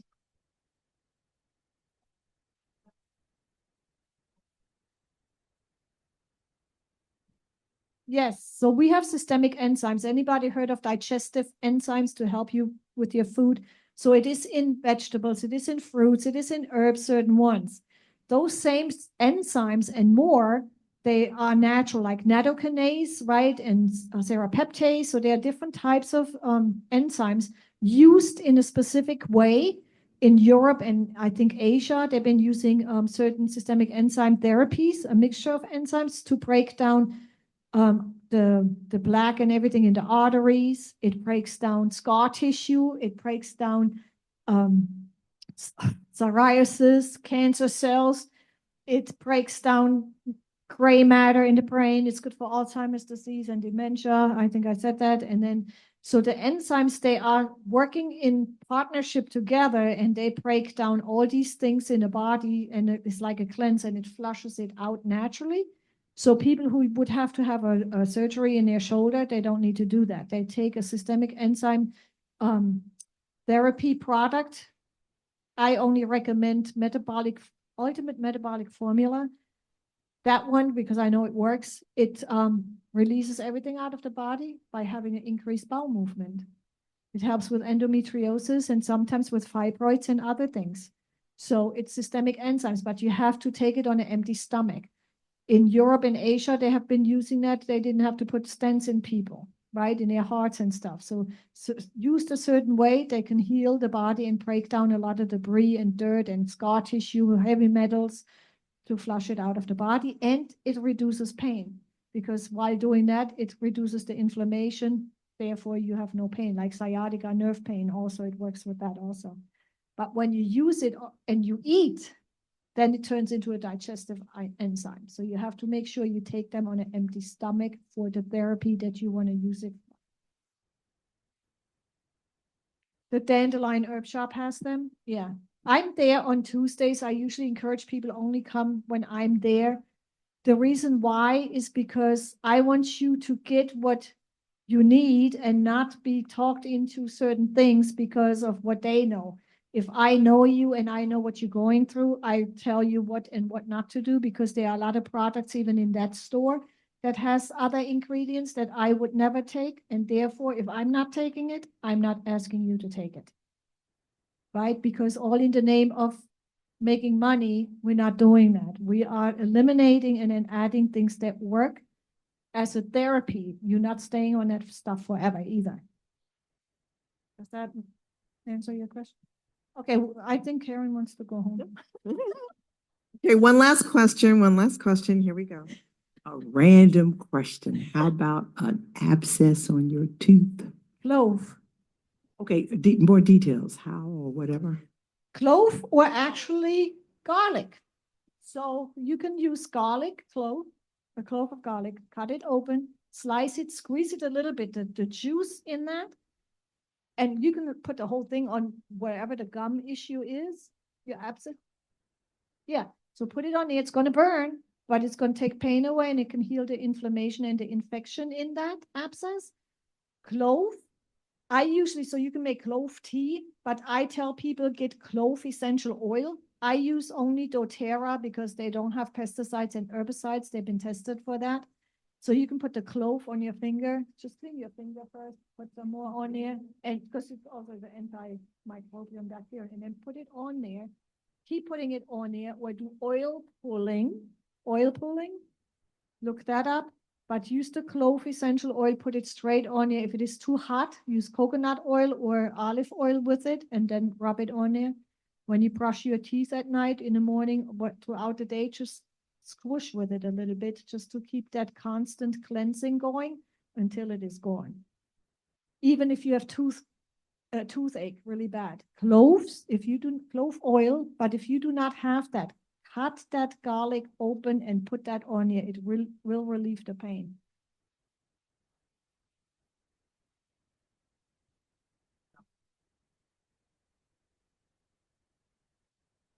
So I'm not understanding your question.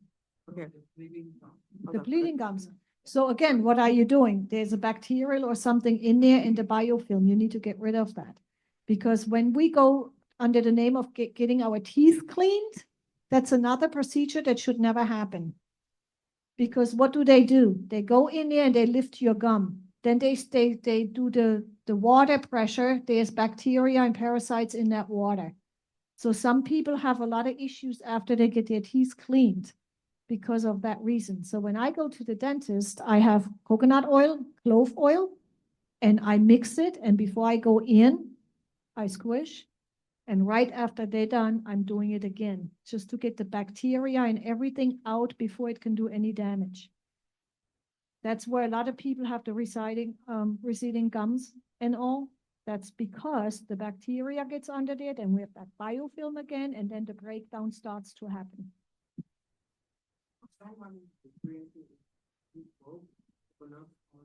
Yes, because if the clove oil is too spicy, if you can do it straight, do it straight. But if it is too spicy and too hot, then mix it. It's always good to mix it if you're not sure.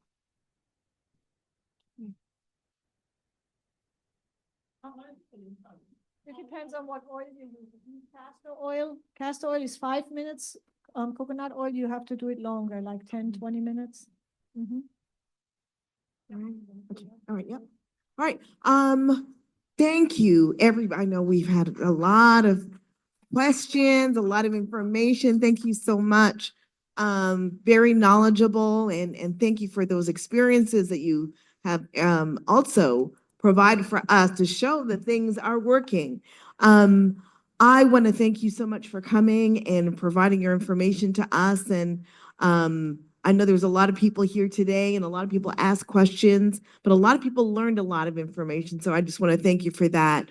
I want to take an opportunity now to just have us applaud her and just thank you. Thank you. Thank you for your information. Yes. And I want to possibly invite you back for another time so that we can have an opportunity to talk again. All right. Yes, because I want to have specific ones just for cancer, prostate, endometrium, and all that stuff. And plus, what I didn't mention, I don't get paid by them, but I have my office available. It's called HerScan, breast screening. They do charge, I think, $150 or even more. But it's ultrasound. It's not mammograms and all where that actually causes issues in the breast, right? So whenever you guys contact me, I want to know from you guys if I can send you the flyer when they are in town again. And then you can make your appointment directly with them. You would not do it with me. That's just so women get ultrasounds instead of mammograms that doctors don't want to give women, because the mammograms are actually dangerous, not just the radiation part, but imagine if you have a parasitic cyst in your breast and it's being squished, what happens? And that's what we know are microparasites, right? What is it? Free radical cell. What is free radical cell? Cancer, right? So, right, but yes, we're gonna close out. I just wanted to mention that because I forgot that. Anybody can contact me. Don't call me. Not because I don't want you to. Text me first if you can, please. And then I make a time where we can talk, because I do phone consultations and in-office consultations. So I'm not going to be able to pick up. And then when people leave too many messages, I have to go to all those messages first. At the end of the day, you're going to hear, oh, what mailbox full, mailbox full. Yes, I'm in Maryland, in Glen Burnie. Dandelion Herb Shop on Tuesdays. And if you need any, text me. And then I text back, and then we go from there. Okay? All right. So I just want to have a stand for prayer, and we're going to just close out. Heavenly Father, thank you, Lord, for this day and this opportunity to learn. And as we continue to learn, help us to apply. I thank you, Lord, for Alexa, and I pray that you continue to bless her. And I pray, Lord, that you'll bless us as we continue to practice these things and continue to learn. Thank you, Lord, for all you've done. In Jesus' name, amen. Thank you, everyone. Thanks.